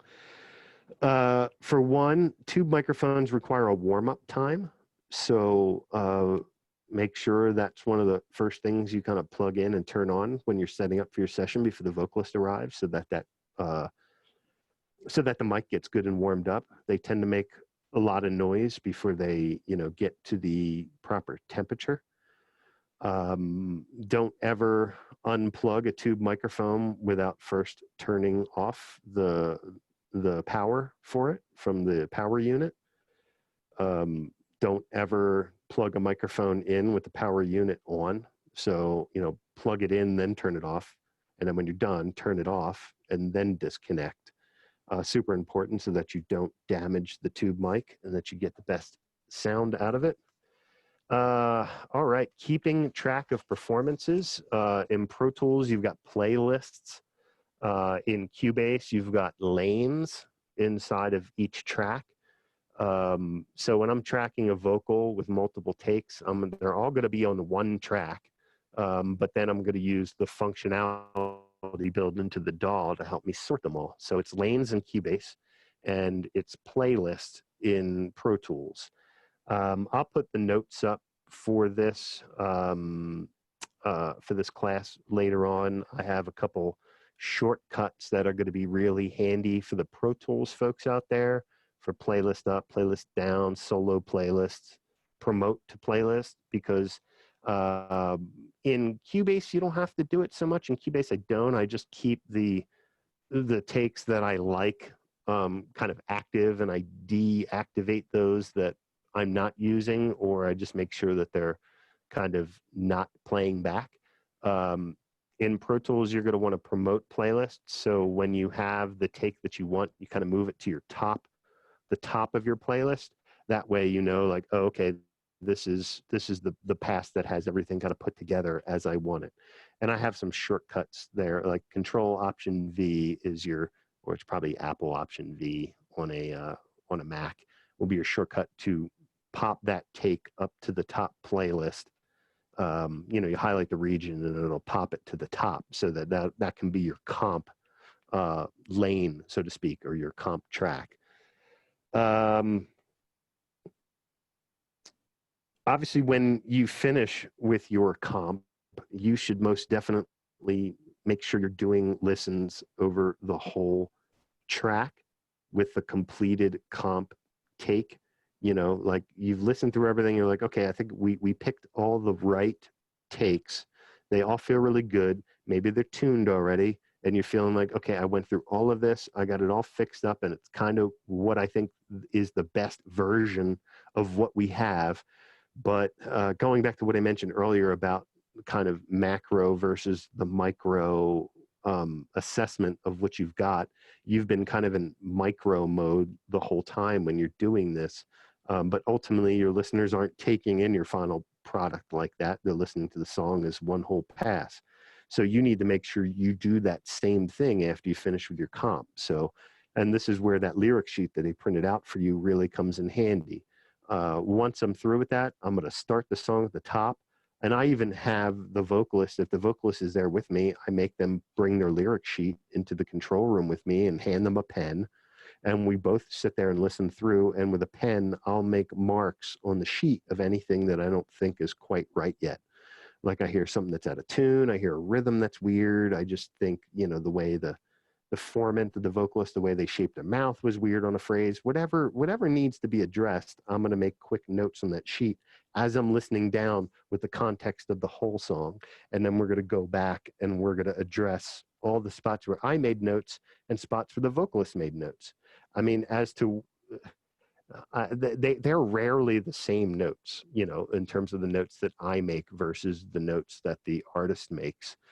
So I'll ask them, hey, what notes do you have? And then if I can fix, what they feel needs to be fixed based on choosing a different take or tuning something, something I can fix really quick in the DAW, I will. And anything I feel that needs to, for any of my notes that need to be fixed, I'll do them next. And then I'm going to do another full pass and listen back. If anything, if I don't have the take that I need on anything, like I feel like, hey, we listened through all these, none of them are really cutting it, I'm going to send the vocalist is there, everything is still set up, I'm going to just send them back out. All right, we're going to try this line again and hit it until I feel we really have it. In my experience, the first line of the song is always the hardest. As to explain why, I guess it's just, it's kind of the first time you hear it, and the first time it hits your ears. And if it's not sitting right, if it's not just kind of matching the track as it should, you just kind of get smacked over the head with it. So, like, in my experience, once you have that first line right, you're probably, that's going to really help you through your song. But if it's not right, it's just going to feel bad for the rest of it. And not to mention that that's your first impression that the vocalist is laying on the listener. So you really got to make sure you get it right. If right away it's not right, and the listener knows, they're going to tune out. They're just not into it, and the track's just not going to work. So the first line is typically the hardest, in my opinion. All right, so let's talk about background vocals. I have a rig that's set up in the room behind me. I always use. I record my backing vocals in stereo. I have a little ORTF setup going, as you all probably remember from your fundamentals class. ORTF is the stereo mic technique where you put the mics at, what is it, 120 degrees angle from one another at 17 centimeters apart.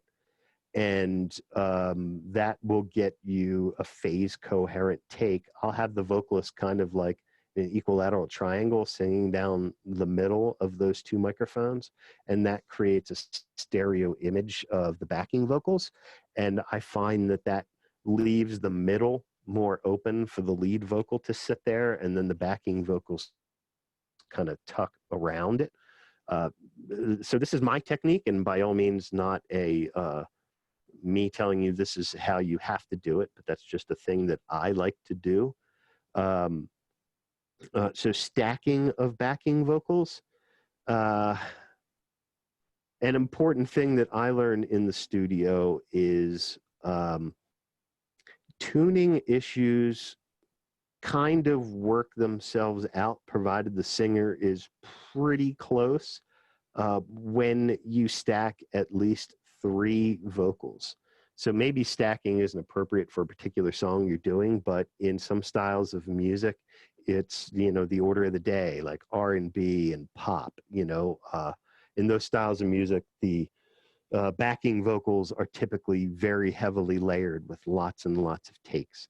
So when I'm working on something in that style of music, I often just have the backing vocalist do all of their parts 3 times over. Why 3? Because 1 by itself, there's no tuning reference. So when it's the only real tuning reference for it would be the lead vocal. So you put a second vocal on, now we're comparing one vocal to the next, and any tuning differential between the two of them is going to be immediately apparent. So doubled vocals, when there's anything out of tune, it's just wildly obvious right away, and not something that's, I find, desirable. But when you add a third vocal in, now the listener's brain can't really assess the comparison of the pitch, because it's going up, each take is going up against 2 other takes. So provided they're all pretty close and in the ballpark, the tuning issues kind of fade a bit. It's the same effect that happens in an orchestra, right? Why you have a violin section with multiple violins and violas and such, multiple trumpets.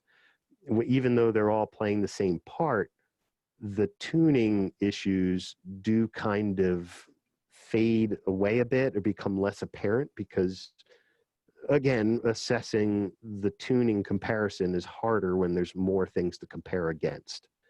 And again, this technique is not for all styles of music, but one I definitely find works very well.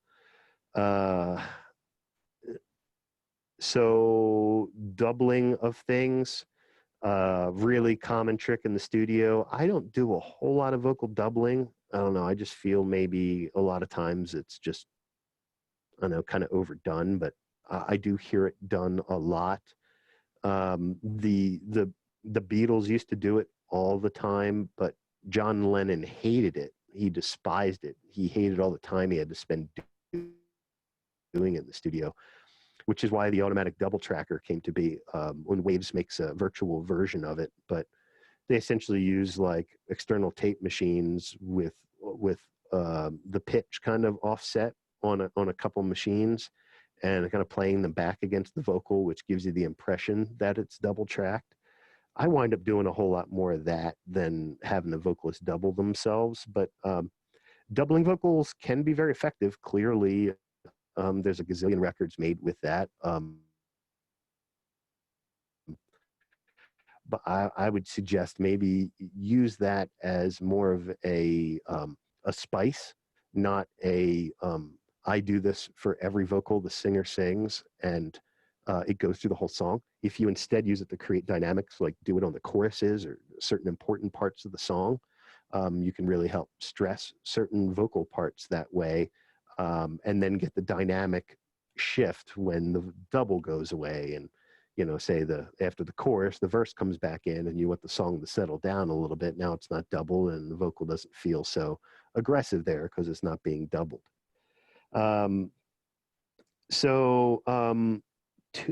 Yeah, before we get into tuning, I'll do a little bit of tuning. I could probably demonstrate that on Jesse's project because his is in Cubase. So I'll just use that as a guinea pig to show you how I tune in Cubase. But gang vocals, before we wrap up vocals for the night, this is something I just wind up running into a lot. Artists want like that gang vocal effect, which is more of usually like a rock and roll thing where you have a whole lot of people shouting something. Oftentimes you don't have a gang to accommodate gang vocals. You've got the vocalist and you and maybe an assistant or maybe another band member, and trying to create the sound of 15, 20 people in a room when you've only got a few. It's not effective to just track it once. So I'll have, in those instances, I'll have who I have available track the part multiple times over. But what I'll also do to really make it feel more natural is that I will move either the microphone or the vocalist around the room when they do the takes. Because if you had a gang of people in the room laying down gang vocals, they would all be in different spots in the room. So if you keep just stacking vocal takes in the same position, that doesn't sound like a group of people in a room. So you kind of need to hear the room kicking up from different areas. So just keep hitting the section over and over again and move the vocalist around. Have them steer to one side, have them steer to the other. Now, typically I'm going to do that in stereo to really kind of enhance the effect. So when you have singers off to just one side, okay, fine, record them in stereo. And yes, that track will lean a little bit to the left or to the right, and then track one where they're on the opposite side of the room to kind of balance it out. So I find that's really helpful for creating the effect of multiple people when you don't have them. Now, it's all going to be the same voice. So what you can also do is maybe have them sing harmony parts or kind of take their voice down an octave, or, whatever you can do to make the vocalist sound a little bit different. Okay, so that's gang vocals. Let's get into some projects here. We're gonna, although I did receive projects from several of you, I know 2 are in a condition where I can kind of talk about them here today. Let's pull up Jesse's first because he's in Cubase, and then I can continue the conversation on tuning with his.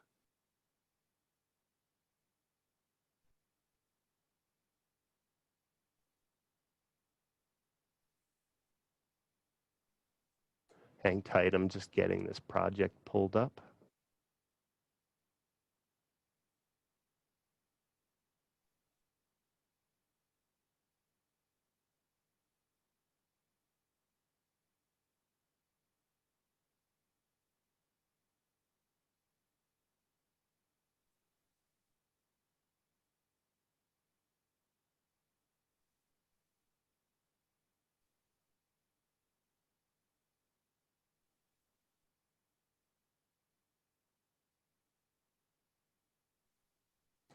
All right, everybody, welcome to Jesse's project. I hope to do some of this with everybody's project as we go through the semester, but there may be less of just for some folks just on the basis of how things shake out. Obviously, we're going to break into smaller groups next week, so you won't get the benefit of seeing what I do with the other students, but I'd like to do some of this as we go through the semester so that all of you can kind of benefit from whatever it is I offer to everybody. So for one, this is what Jesse's session looks like. He did an awesome, or she did an awesome job with the the colors in here. I do appreciate that it looks good. I can see where everything is at right away. I know what I'm looking at, and I really appreciate that. There are markers at the top, which is awesome, so that you can quickly see where you need to go when you need to navigate around places. You'll notice in here, a lot of these tracks have these kind of diagonal lines through them, and that indicates in Cubase that there are multiple audio files living on the single track, and you just hit this lanes button and you can see them all kind of break out as to what's there and available. This particular track being kind of at its, boldest of colors means that this is the one that is active, okay? Same here, and it looks like there were multiple drum passes, and Jesse elected to, in this instance, track over top of the same section and just stack the takes. I would imagine maybe, Jesse, you can jump in and tell me if that's the case, but I assume that's because you would track to scratch parts. Is that why? Yeah, I just had the scratch tracks and I sent them to Mitch, and so he'd have time to figure out what he wanted to do. Then we just went through it a couple of times, and Mitch is extremely good, so I got what I needed rather quickly. And so if I need to do some, cutting, I can, but it's not going to be a whole lot because it's just going to be cleaning it up, really. Gotcha. Okay, so yeah, as I suspected, you're tracking over top of scratch. So you could do this in multiple ways. You could have duplicated your scratch track so that you could lay the tracks out the takes out next to one another, so you can visually see them all. Sometimes I do that because I like having everything on the page in front of me that I can clearly see. The other thing I might do in this instance is a playlist scenario.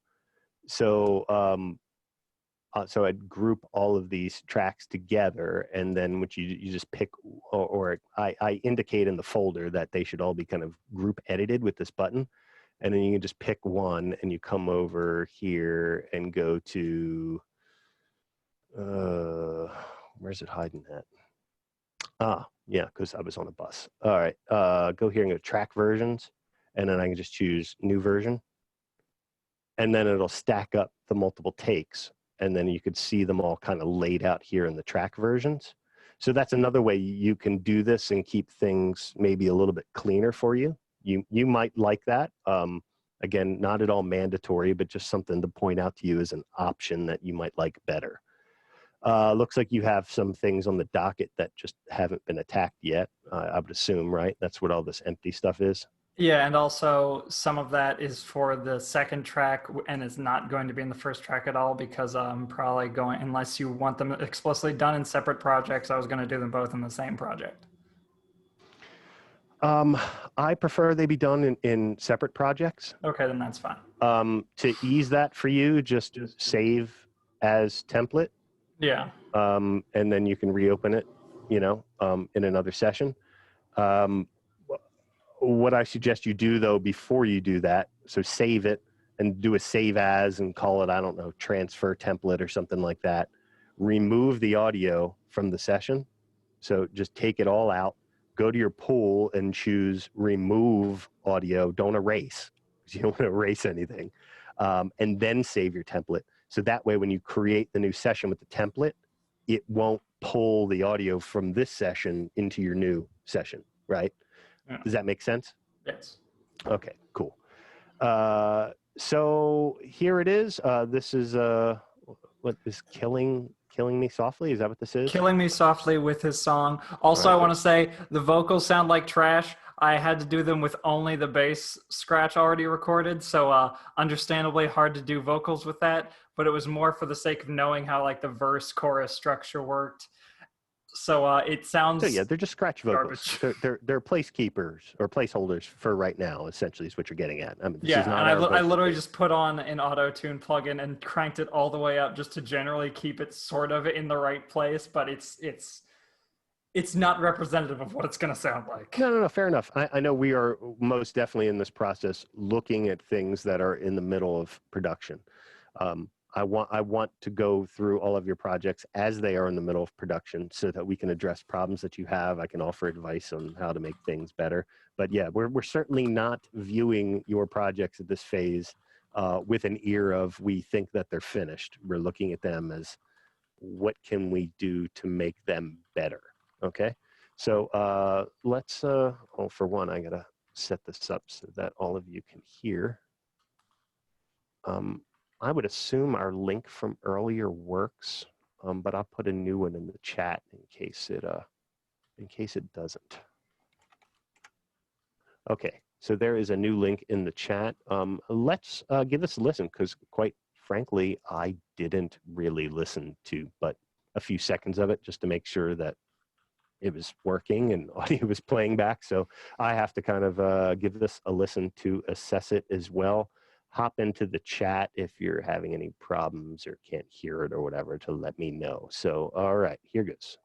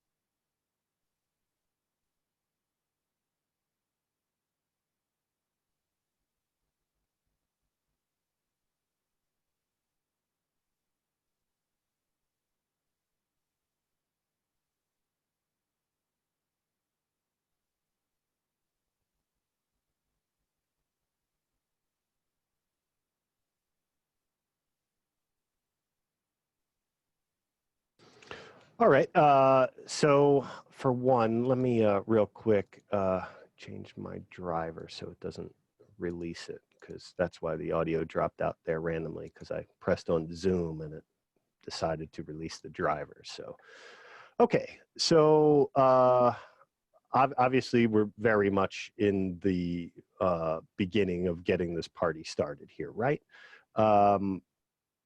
So you know when I listen to this there's a good bit of you know, like as you mentioned, slop with the scratch stuff, so your scratches were clearly not, you know, really dialed in, so I got to kind of look past that as I'm evaluating things. But I would assume this is your drum track, right? This is your take, this is what you're going to build your production upon, correct? Yeah, and also the bass guitar track that is like the one down in the teal. That one is good. I just haven't done the comping on it yet. Gotcha.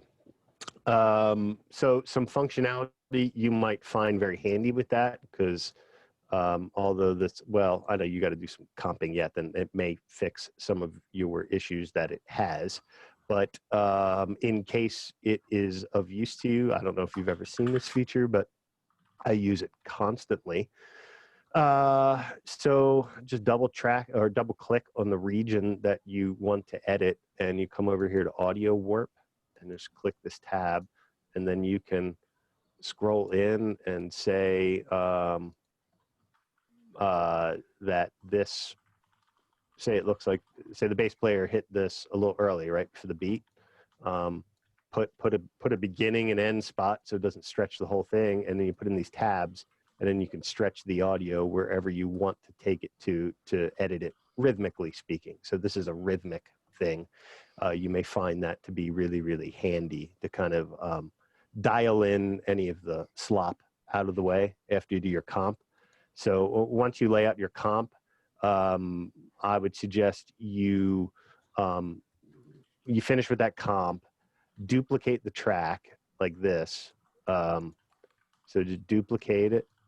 So let's say just for the sake of argument that this is all edited, right? And we've got that done. You can highlight the whole thing, come up to audio, advanced, and delete overlaps. Now what that's going to do is get rid of anything that was not selected as part of your track, right? So once we have the track that we like and we're committed to it, in this particular case, it is just one pass because that's what was selected. If it's multiple regions, you can commit and kind of bounce them to a whole region. And then if you want to do any editing across the whole thing, now you know you're working on, everything you do is working on the good take and the one you like. So that may help kind of eliminate some confusion for you. And what I'd also do in that instance is, being that this track is kind of, I duplicated it, I have a new one, I'm no longer in need of this, I will disable it because I don't want it to use up any resources, and then I'll come over to visibility and just hide it. So it's kind of, it's still there if I need to go back to it, but it's out of the way. And then I can come in here and do whatever editing I want to do, rhythm and pitch wise, if I feel it's needed. Also, you know, I showed you all the drum quantizing when we did our drum class, but I mean, you could certainly do all of that inside of Cubase with stuff that isn't drums. So based on what I was hearing, probably 16th note would be the maximum rhythm your bass player was playing. So you can, it's highlighted, come over here to your quantize menu, and in audio warp, which is certainly okay to use in this instance because you're not going to get any weird phase differential, right? Because we're not having multiple tracks compared, and you can just hit this quantize button and it pulls everything to the closest 16th note. And then in the where's it at? Oh, I got to go to this menu. Once you do that and you head over into audio warp, you'll see all the tabs that pulled it. The hit points were clearly not right, which is why it didn't quite work right. Oh no, they actually are pretty good. You can edit just kind of what, how deep it's looking for rhythms with this threshold here. And then here, let's just requantize it again. And then when you get in here, you can actually pull at all the tabs it created with the audio warp tool. I don't know why it's only showing a few here. Typically it would show more than that, but not sure why when I'm messing up. But okay. So I want to show you that real quick. And then let me show these folks the tuning here, because all of you are certainly going to be judged on the tuning of your vocal. So Melodyne is on the machine in A for the Pro Tools folks so that you can actually do some vocal tuning.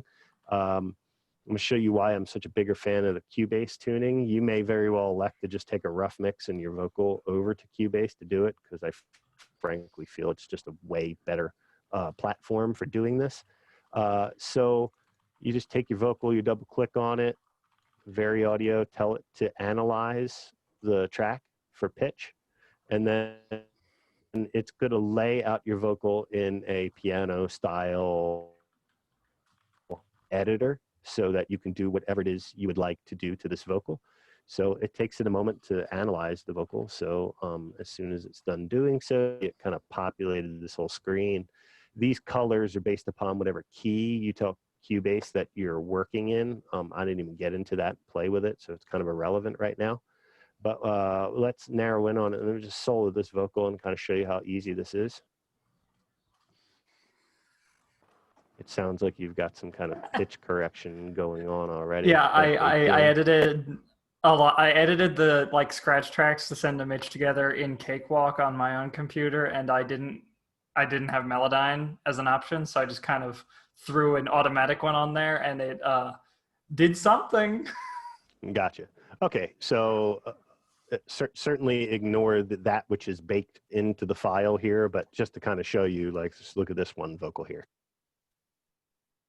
So you can highlight this, and then there's all these short keys. So you can kind of just do this off from this menu. You can grab this bottom tab and pull it to pitch, and grab this top tab and determine just how much vibrato that you want on that line. You can also grab it rhythmically and shrink it or expand it or whatever. And you could also just pull it to a whole different note if you don't like the note the vocal is saying.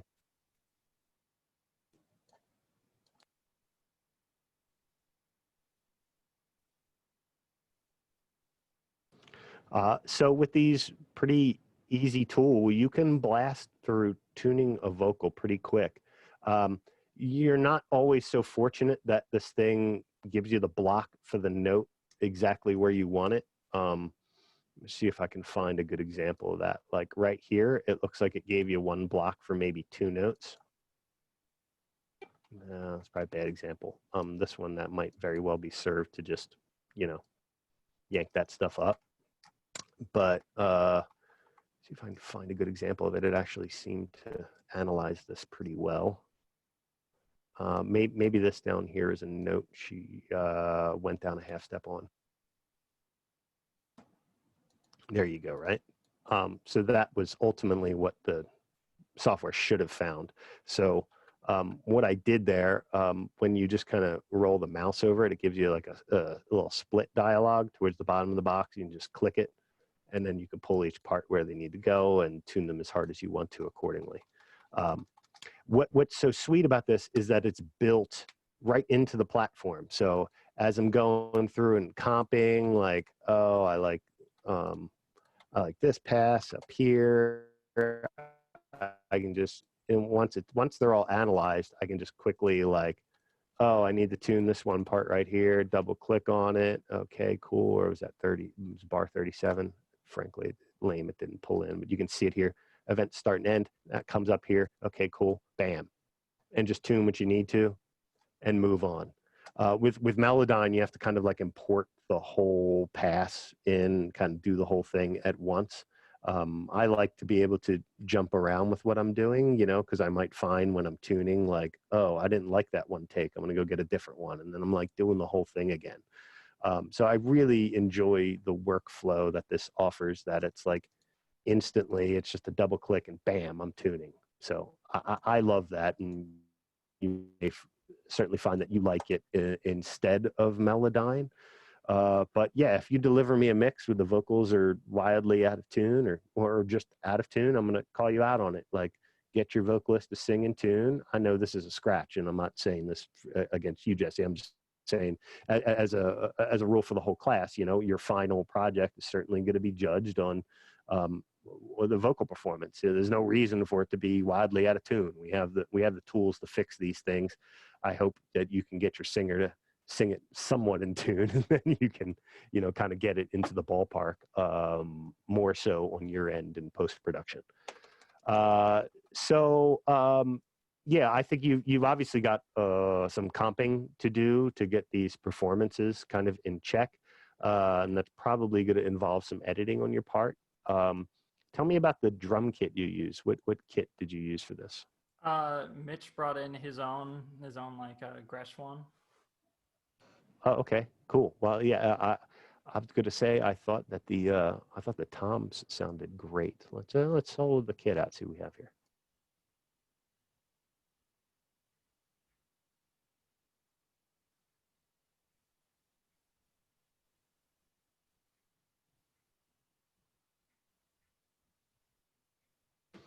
It's actually a really great sounding drum kit, so that makes your job a whole lot easier. Looks like you maybe printed the floor tom a little hot. You know, some of them transients might get a little yanked. If you find that's a gain staging issue, you can always, just clip gain it down like that. Okay, so we talked about some of the editing stuff. You have multiple takes, so that's going to help. Obviously, this is, a modern style production, right? Modern music, we repeat stuff a lot, right? So keep that in mind. If they screwed something up somewhere, you can probably pull it from someplace that they didn't, even in the same take. Drums are pretty repetitive instrument. They tend to play the same thing over and over again. So a trick I use a lot, like maybe they played it wrong in the first verse, but they played it right in the second verse, and then you can lean on even the same take from a different section of the song to help you fix something. Okay. Yeah, I thought that all sounded good. I see you kind of named a lot of your tracks with the mic. I don't personally do that. If I want to keep that info on hand, I'll put it in the notepad section. And you have one of those in Pro Tools as well. Just an option, nothing that's, at all means harmful to your A lot of the reason project. I actually did that before I tracked it, like because those were the mics I had in mind for when I tracked I'm sorry, it. you're breaking up. You're breaking up, Jesse. Can you repeat that? One more time, Jesse. I'm sorry, I didn't hear that. I picked a lot of the mics beforehand, and I put them in before the tracking session because it was like, this is what I think I want to use for this one, just so I'd remember which mics I wanted to use as soon as I looked in the session, besides having to open up my notes. So I could be like, right, those are the mics I wanted to set up for the drums. So it's cool. And then I just did use all of those. So okay, yeah, that's great. I had to set up a stereo bus. Do me a favor, whenever you're going to send something to me, and this applies to everybody. For those of you that choose to kind of work in a traditional format where you actually break out all your tracks across the console, if that's because that's how this session was delivered to me. Like you were clearly working with the tracks broken out across the console.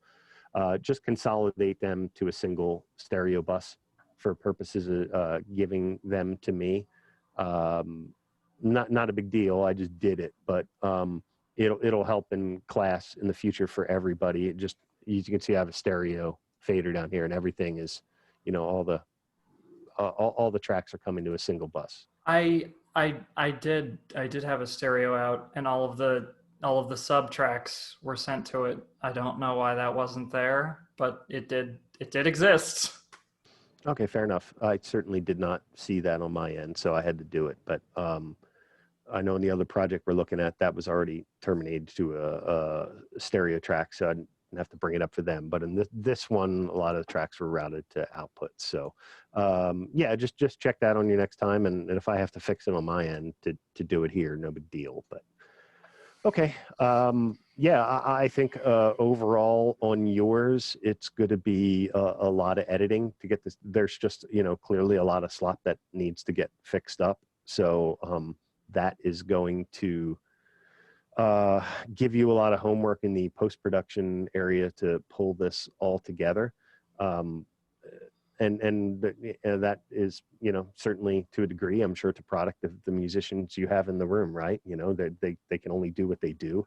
You can direct them along, but if they can't seem to quite hit something, then it may very well come down to, the miracles of modern technology to pull it together. So I think that's kind of where you're, you need to do some homework on this, is to just pull the performances together. And I know you said you have to do the comping yet, and that's obviously going to wrap up a good bit of it. So on the back end, whatever editing you have to do to pull it together. But I do appreciate that you track this to Click, and the session is locked to it. I love seeing that. I love seeing the color and the labeling of the different sections.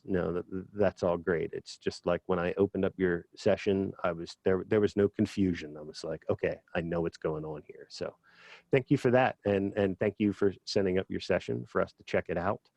Because we were able to go over your session, you and I might bypass next week so that because if I'm going to hit all the groups next week in class, I don't think I'll be able to do them all. And then, you and I will probably bypass for next week so that I can work in the other groups.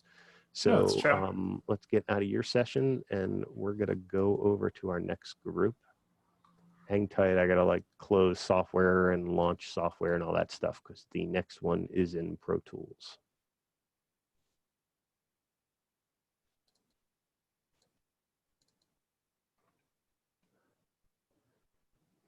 So this will be my first time trying to broadcast to you with Zoom and Pro Tools. When I did a little test run on this last night, Zoom really did not like living on the same machine with an open Pro Tools session, which is why I'm kind of operating across two computers tonight.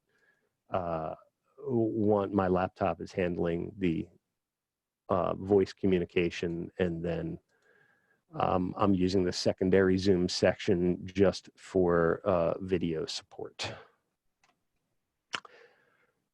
All right.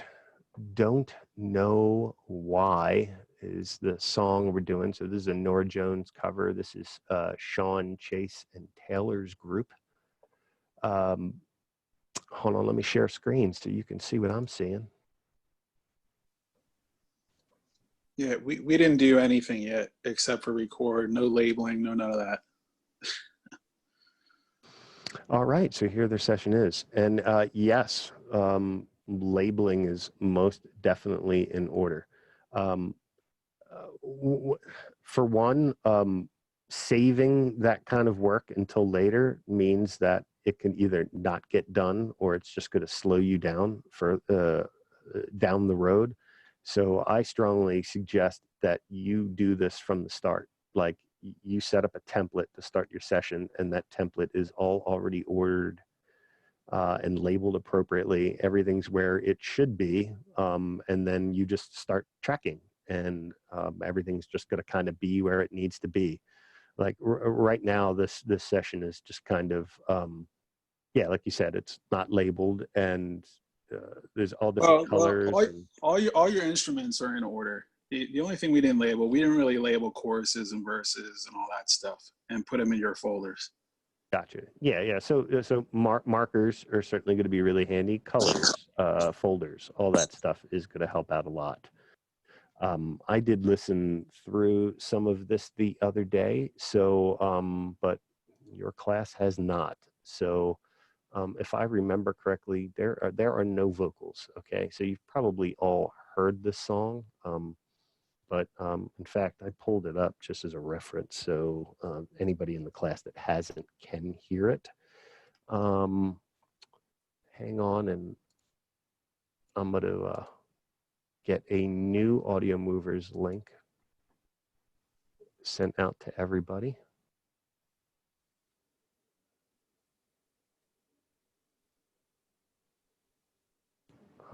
Hang tight, it's not behaving.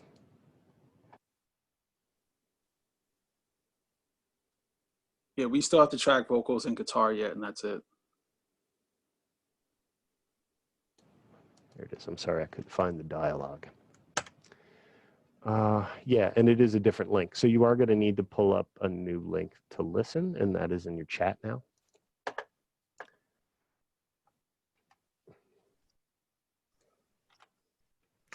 So when, in this case, we're talking about a project that is a cover, and you have a fantastic version of the song in Norah Jones with which you can reference to really pull things together. So this is not a very creative venture on your part, in that the kind of rules are laid out for you. so to speak, especially if you're looking to kind of replicate the track. And from what I heard so far, it most definitely sounds as if you are. It's not like you were like trying to do the American Idol, make it your own, No, that thing. we have an original song, so we just did an original and we have a cover. Yeah, sure. And I'll have that session and we'll open that one too. But in reference to this one, I mean, just Yeah. you're obviously there's a playbook laid out for you, Yep. in the original, So with that being said, if I'm doing something like this where I'm going to be, working on a song that kind of pre-exists and I'd be kind of shooting down the avenue of recreating it, I'm going to have that audio on hand as a reference, at all times. So whenever I have a question as to what to do with any section, it's like, well, here's the answer, right? So what I did with your session is I pulled up my special A/B tool here. Sadly, this software is no longer in production, but there are other manufacturers doing something pretty similar. I think there's one out on the market called Metric AB. But this always lives in the monitor section for me from Cubase, and here I just kind of popped it on your master section so that I know you'll be fed with it when I play with it. But with this tool, I can instantly pull up any piece of audio that's on my computer and play it back and immediately reference it against the audio that we're working on. So right now, obviously, there's no vocal. It's not mixed. They're just raw tracks. So, I mean, I pulled down the reference track a good bit so that, it wasn't just blowing yours away with volume because, that's a full mix and it's mastered and it's processed and yours isn't. So of course there's a differential in level. But I brought this up just to kind of show you like, hey, if you're going to do something like this, keep this around to keep you honest and make sure you're kind of getting at the same intention that Nora Jones was going after. So let's play a little bit and I'll do a little A/B back and forth so everybody can kind of hear what's right and what isn't right, and we can discuss. So here we go. Hold on, you guys are probably not hearing that. Hang on.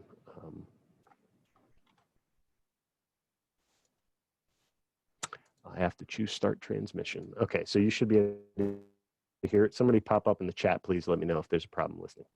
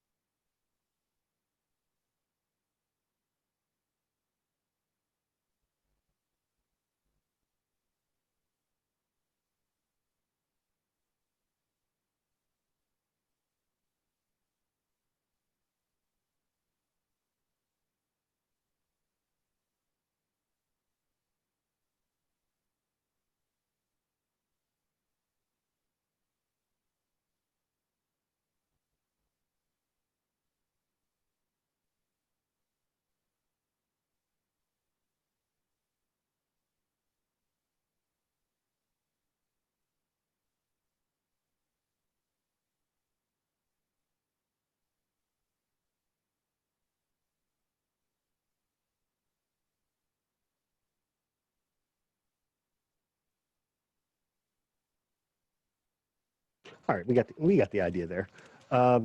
So I just want to ask the class, nobody in the group, but everybody else that's in the class, somebody chime in. Tell me when you're comparing. Obviously, make sure you're making said comparisons fairly. Clearly, they do not track vocals on this, but when we're comparing the two, what is done in the original that's better than what's done here? What sticks out is like, hey, what's missing? What did they get wrong and what did they get right? Anybody want to jump in and kind of comment on what they were hearing? I'd say the piano. Someone's talking. Maybe get closer to the mic. I'm sorry. Sorry. I'd say for the piano, it was a lot more prevalent in the mix and a lot brighter. You could hear like the higher notes a lot better in the original song. Yeah, who's talking? I'm sorry. I'm having a hard time figuring it out. Evangeline. Okay, cool. Thank you. Yeah, that definitely stuck with me. I mean, aside from the mix differential, which I'm not so concerned about, obviously they'll play with that down the road, but certainly there was an interplay in the Norah Jones version, in the original version, that I don't think was quite it just didn't play, you know, that interplay wasn't quite there like in the original. And it might have been a product, and perhaps the group can chime in here, but was there a scratch vocal being laid down as you were doing this, or did just everybody just kind of reading off the page? Yeah, there's no scratch vocal on that. Gotcha. I think that would have really served you well to have your vocalist in here when you were tracking this, because there's like, when you listen to that original, it's kind of like Norah sings a line and it's like a conversation between her and the piano player. Like the piano player kind of just like answers every line, and making that happen when there's not a vocal reference for all these musicians in the room, you know, that piano player just really couldn't, you know, it's harder for them to figure out where they're jumping in and not jumping in when they're, it's hard enough to play the part, you know, but when that vocal reference isn't there, that makes it more challenging for them. So I think that would have really helped get a better performance out of your piano player if you actually had your vocalist there. And again, not going after the final vocal, and hey, if something magical happened when your vocalist was there, that's great. But certainly you can just look to replace it later. But that would have definitely, I think, helped with the vibe in the room to pull this all together. Certainly my impression on this, for one, when I was listening back to it, is you got fantastic sounds. Like, I think the quality of all these tones is pretty darn good. I got your message, Chase. Yeah, just hang out after class. It's fine. Yeah, I think you got really good sounds, and the performance of the group is solid. It's not like you're gonna have a bunch of editing to do. It feels pretty on point. Listening back to it, I mean, obviously there's no vocal here, but I felt pretty confident that if, you know, somebody gave this to me and said, make it sound like the Norah Jones record, that I could. You know, I think you kind of have a pretty good amount of meat here to work with. I was playing with the balance of the toms a bit. I mean, there's a lot of snare in that floor tom, and it was like when I turned it off, it was like it almost kind of felt weird, maybe a little bit closed in. So although your drummer didn't really seem to actually hit the toms, you might even actually still want them in the mix to just get a little bit more ambience around everything. That's what I kind of felt when I was playing around with it a bit. So what's this down here on the click track? Was that a reference for, is that like a mono reference of the track down here? What is this? That's exactly what that is. Okay, cool. So you were already on the same path with me to get, you know, the track there, but, you know, I pulled in a stereo version of it with my AB. Yeah, this feels really good. You just got to do some cleanup of obviously the session to make it more presentable, set up some auxes and processing obviously in your mix down, lay down some markers to help you get around. With everything I shared with you tonight on tracking vocals, if you apply all that, I think you're going to be in really good shape to get this pulled together. Yeah, this feels good. Let's you know what, it is 20 after 9. Maybe I ought to wrap up tonight because we got to discuss next week and come up with a game plan, because I can't have you all at once, obviously, so we have to take you in groups. So and obviously Amanda can't be a part of that because she's remote, so we will have to set up something differently. Hang out afterwards, Amanda, so we can figure out something along those lines. Being that I listened in on your project here tonight, maybe we'll jump in for next the following week or something, or we'll get together here soon. But I do want to get in with the Emmy McManaman project, the Fang project, and the Kylie Michelle project, if I'm getting all of those names appropriate. So that's 3 groups for next week. So maybe we can do a 6:30 start for one, a 7:30 start for one, and an 8:30 start for the next one. I'm just spitballing this out there. If for some reason this isn't going to work for anybody, please speak up while we're discussing this.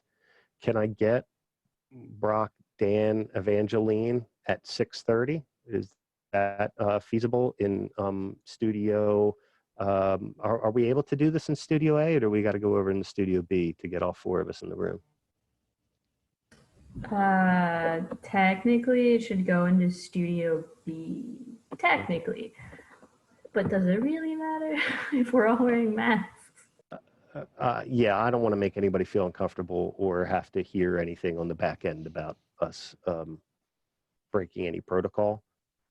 Evangeline, can you do me a solid and book Studio B for next week for the class period? Yeah, I can totally do that. Cool, thank you.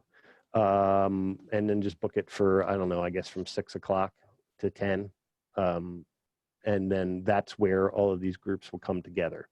Please make sure the groups here that apply, that we are able to open up your sessions in Studio B. So move them to a flash drive or get them on the local hard drive somehow so that we can open them up in there and look through them. So let's look at the Emmy McManaman group for 6:30. At 7:30, Ice Fang group, Dominic, Mitch, and Ethan. Any issues with doing a 7:30 start for your group next week? No, that sounds good. Okay, great. And then we will do an 8:30 start for Charlie, Matt, Maggie with Kylie, Michelle. Anybody in that group have any issues with us doing an 8:30 start? I see a thumbs up, but I hear no. Yeah, that's fine with me. Okay, cool.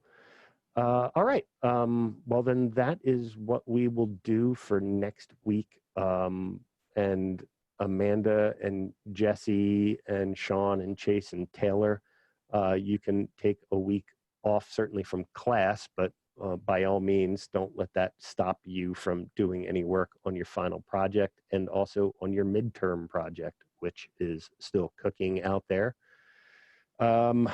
Okay, with all that being said, I think we can kind of wrap this up. Obviously, we got a couple folks that want to hang on and chat. And if you didn't tell me that you wanted to do that, but you want to, feel free to hang out. And to the rest of you, have a fantastic week. I look forward to finally meeting some of you in person next week. I think that'll be fun. So have a great week, and please hit me up. Questions, problems, concerns, if you want to just chat about your feelings, whatever. And a reminder on this, please, if you're having problems with your project, I can't fix them at the end of the year or at the end of the semester. So let's talk about them right away, okay? Thank you, everybody. let's have a great week, and I'll see you next week. If you're hanging out, please just hang out. Everybody else, have a great night.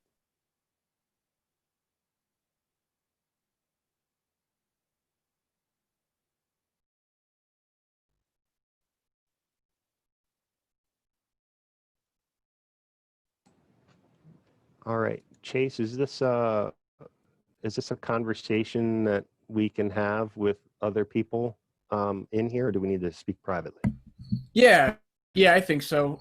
Because maybe it will help anyone else who's here right now too. Okay. Yeah, that's great. So Yeah. what, you said something about you want to talk about your vocalist. So what's the story? Yeah.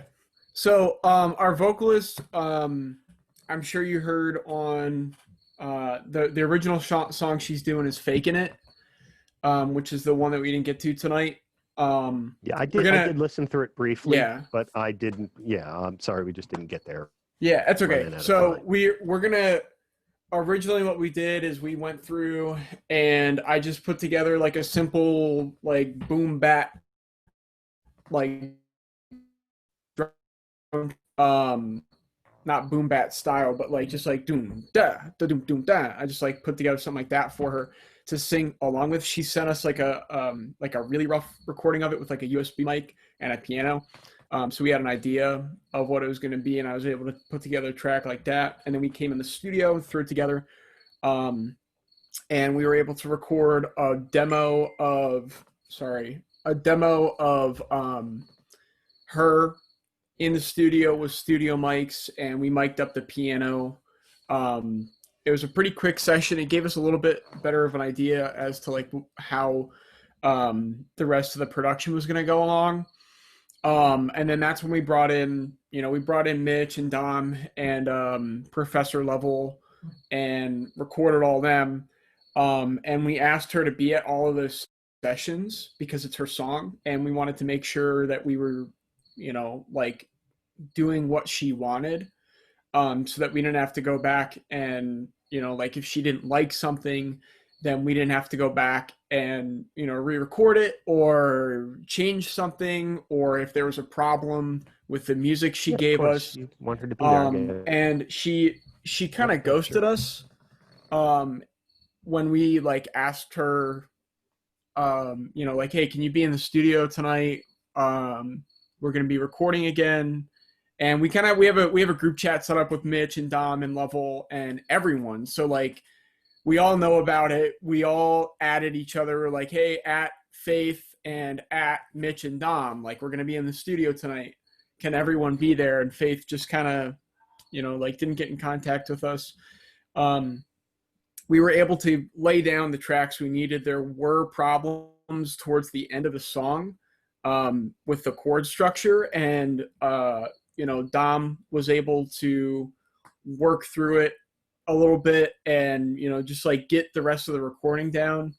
And then the next morning Level came in and we let him know like, this is the part in the song that's weird and Faith is not here to help us with this. So like Master Arl Skillet, like please just do your best on this, and whatever you think sounds good, that's what it's going to be, because Faith is not here. She's not gotten in contact with us.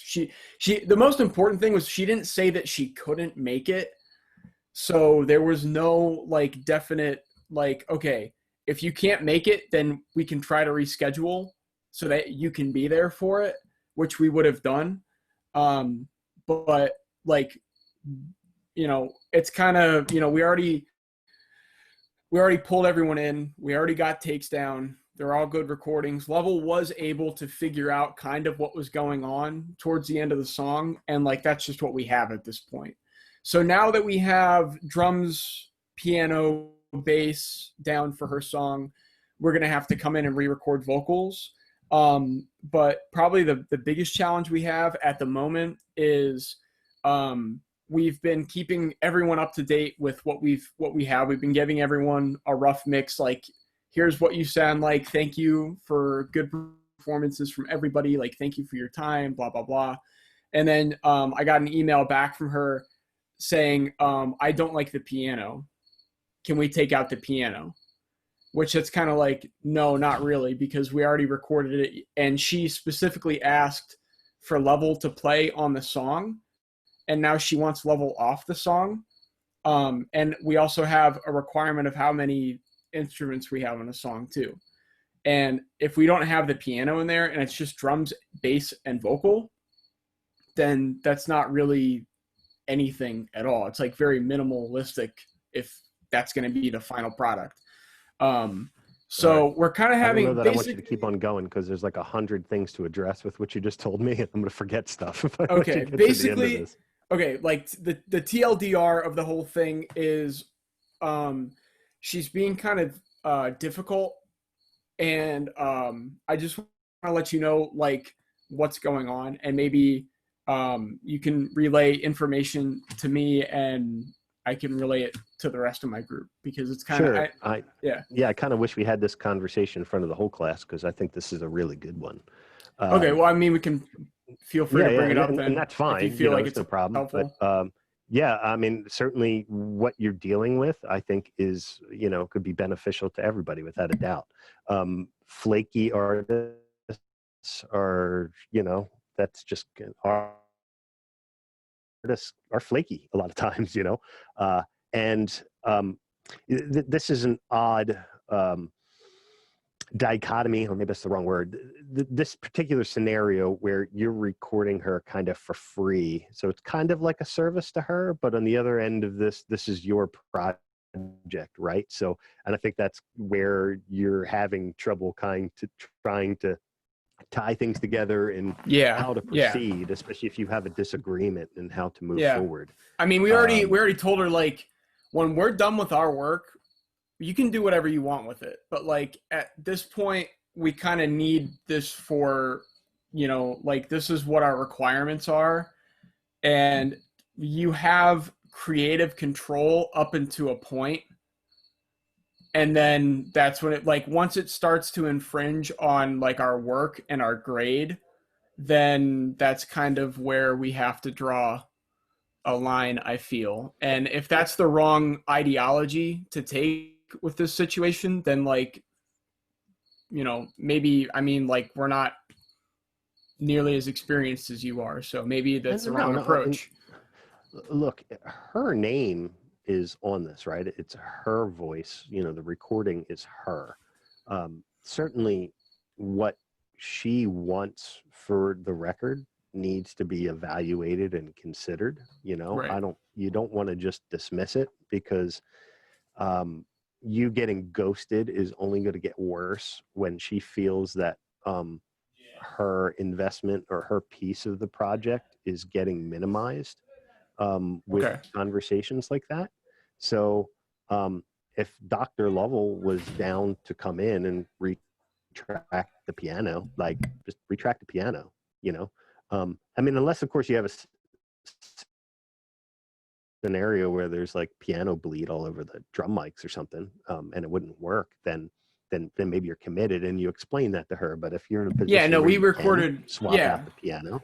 Yeah, we recorded, and you can listen. We recorded the bass and drums together, and we recorded piano completely separately. So so it wouldn't be. It's just kind of like we don't want to be. We don't want to be like the jerks in this situation, and we're kind of being made to feel that way because like we were in the wrong for having the piano not figured out, even though we were like, Faith, you need to be at this session so that we have some guidance what to do. The Nora Jones, I mean, like you said, it's like straightforward, lay down the track, like this is what we're doing. But like, I don't know, we just kind of felt like a little disrespected after, like, we're like, hey, please be at this so we know what's going on. Doesn't show up to like any of the sessions and then wants something changed after the fact. Yeah, for one, keep in mind that your artist, is coming at all of this from a very different perspective. She's not sitting in this class. She doesn't know what your requirements are. She's got none of that from her end of looking at things. So, certainly laying that stuff out to her in a very polite way may very well help her get the proper perspective. On the other end of things, it's also your gig to make something that she likes and she is happy with. Her Okay. investment into this thing is going to go nil if her input is ignored just for the sake of trying to, keep things moving forward. Retracking parts, after the fact is happens all the time. To think that every time you go in the studio and you lay something down, that every single time it's going to be awesome and perfect and you're going to feel good about it a week or two after you listen to it. I mean, like, nobody bats 1,000 like that, I mean, you might get lucky, but the fact that, just replacing some piano over the track.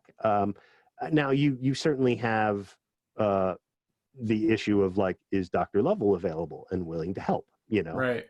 and if that's not the case, then yeah, you're kind of where you're at.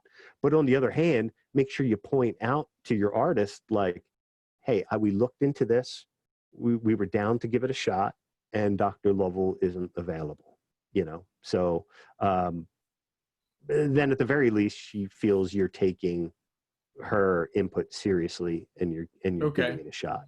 Okay. So yes, ultimately, the ideal scenario is for you to leave this project with her feeling like, this is great and I'm really, really happy with this. Right. I understand you've got to get it to the finish line, and it's got to fall within the guidelines of the project. So when she is derailing you off of those guidelines, just make sure that you're making her aware that you need to make a decision on the basis of getting the project done and complete. Although you agree with her and you think that's cool, you have to kind of move on right here with this, because whatever it is, whatever the example is, like, that you have to move on to get this thing to the finish line. And like you said, if you want to revisit this project after it's complete and do whatever it is you want to do with it, Okay. have at it. Yeah. So, that way she, at the very least, like you said, I think that's a good point to point that out to her, because then she doesn't feel like you're carving everything in stone every time you come into a session. That Okay. also gets her probably a bit more loose as well in the session. Yeah, I mean, like, the thing is, it's like, I think everyone we have recorded so far, like, they're all great. I mean, Mitch is amazing. Dom comes in and just lays it down. Lovell does the same thing, and Faith did the same thing too. Like, tracking wise, it's a cakewalk, really. Yeah, it But looked that way. There was not an edit to be seen, and it was a really solid performance. So yeah, clearly you have a good group. and like, helps the you a other ton. thing, like, we still we understand that we have time to fix this, but, like, we just kind of felt like blindsided a little bit, and I think, like, we're just looking for some guidance on how to approach the situation without blowing it up and ruining the project. So I think that's all. I think that's all good, though. Thank you for that. Yeah. My guidance is, if by all means you can get Dr. Lovell in to replace it, do it. But ask, Okay. based upon what we were just talking about in class, tell her, if you reach out to Dr. Lovell and he's cool with it, then reach out to her and go, we got Dr. Lovell to do this, but we think it's really important to the quality of the performance and how this rolls out that you're in here on the session with us, because the piano plays off of the vocal, and you're going to get a better performance out of him if you're singing along with him. It doesn't have to be the take, it can just be a scratch. You're a placekeeper. That doesn't mean she can't go after a good performance, but make sure she comes in with you, and then Dr. Lovell will be able to do all that flourish stuff around the vocal then. Okay.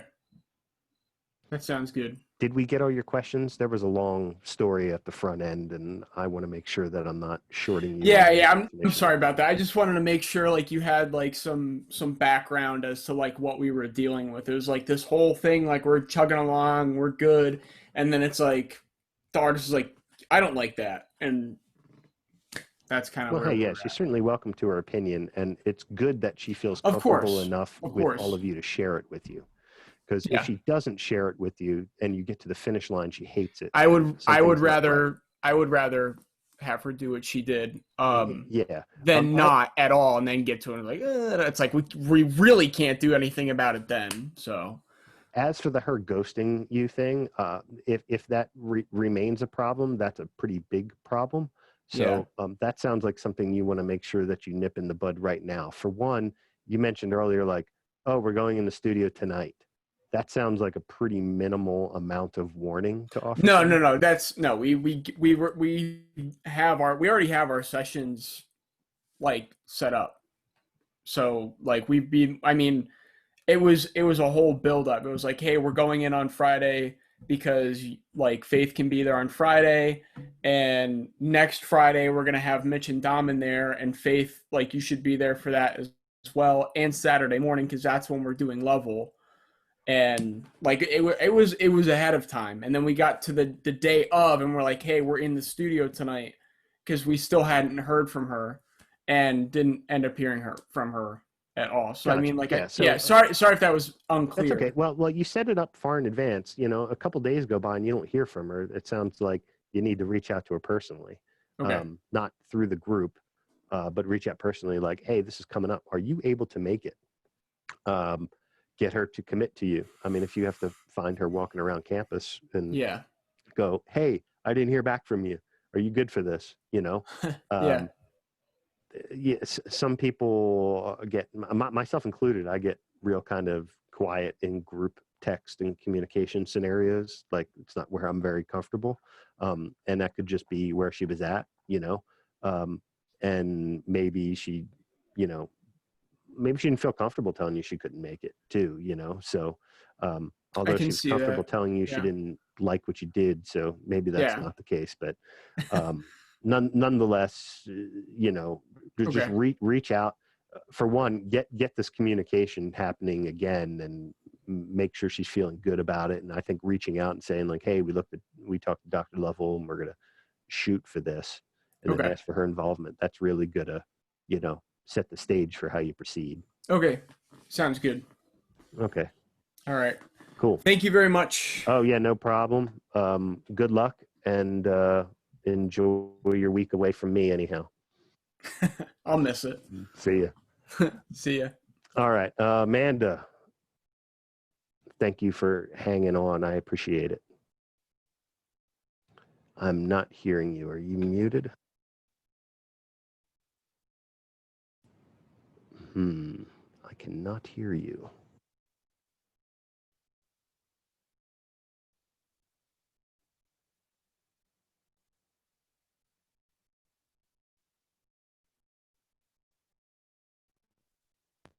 Let's try that. That is much better. Thank you. Okay, cool. System resources. That's all good. I can hear you just fine. Can you hear me? Oh, okay, great. Yeah. You're all good. I can hear you. Okay. First, I want to make sure you were aware of the podcast situation. They were all the synopsis were due tonight, and I haven't seen any of that from you. So I sent you 3 of them just when I logged on to join class. Although one of them is wrong. I got on Canvas today, and I only listened to part 1 of last week's podcast. So I need that's fine. That's really all I want you to hear anyway. So don't sweat that. I'm not seeing an email from you. Or did you send it to my Gmail? I will look at my sent email and let you know. I bet that's what you did, because we've been trading emails back and forth that have wound up coming to my Gmail. Do me a favor, just send anything related to, and the whole reason you're doing that is because for some reason Jeff Snyder uses that email with me, and I think that caught it into your. No, I don't see even in my Gmail from you. Yeah, it's got 3 of the synopsises done. Yeah, can you resend it to me? I can. Let's see. Forward. And send it to my LVC, please, which is WASHKEVI at lvc.edu.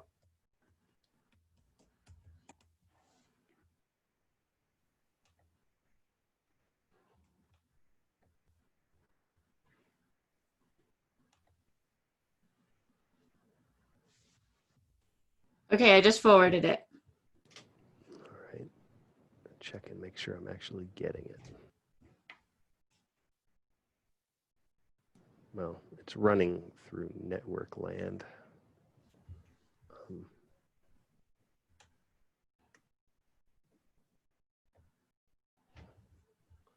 Okay, well, while we're waiting on that to show up, because it hasn't yet, I did get your project, and I emailed you about this and I didn't hear back, so I was curious. For one, we had discussed you tracking in Pro Tools last time, and then you sent me a Cubase project. So I I'm was kind of curious messing with, what happened there. well, I was messing with Pro Tools, and I had some of them on one computer in one session, and some on a faster computer in another session. I was trying to combine them, and I'm not sure what I did to Pro Tools, but I made it quite angry, and so I was trying to listen to all of the tracks at once, and I ended up downloading Cubase to see if I could, because the WAV files are fine, but when I put them all together in Pro Tools, not all of the tracks are playing at the same speed. So I was worried if I sent you that something would be funky and you couldn't actually hear everybody. So since I could hear everybody all together in Cubase, I figured while I was trying to figure out what I broke in Pro Tools, you could at least hear the whole project.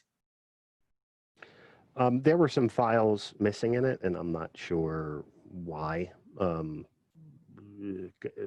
A zillion things can happen when you're trying to transfer stuff, but just letting you know. So I wanted to certainly give you the opportunity to fix that before I pop it up in front of class. It's kind of like the bottom third of it. None of the files are actually there. So the session was looking for them, you know, like when I launched it, it was like, hey, the following audio files are missing, you know. It's pretty much the bottom third of the session are gone. So tell me, you did track this in Pro Tools? I tracked it in Pro Tools and then I imported the WAV files into Cubase. Gotcha. Okay. I would prefer to see your Pro Tools session. If that's what we're working in, I want to see your actual like work as it's happening.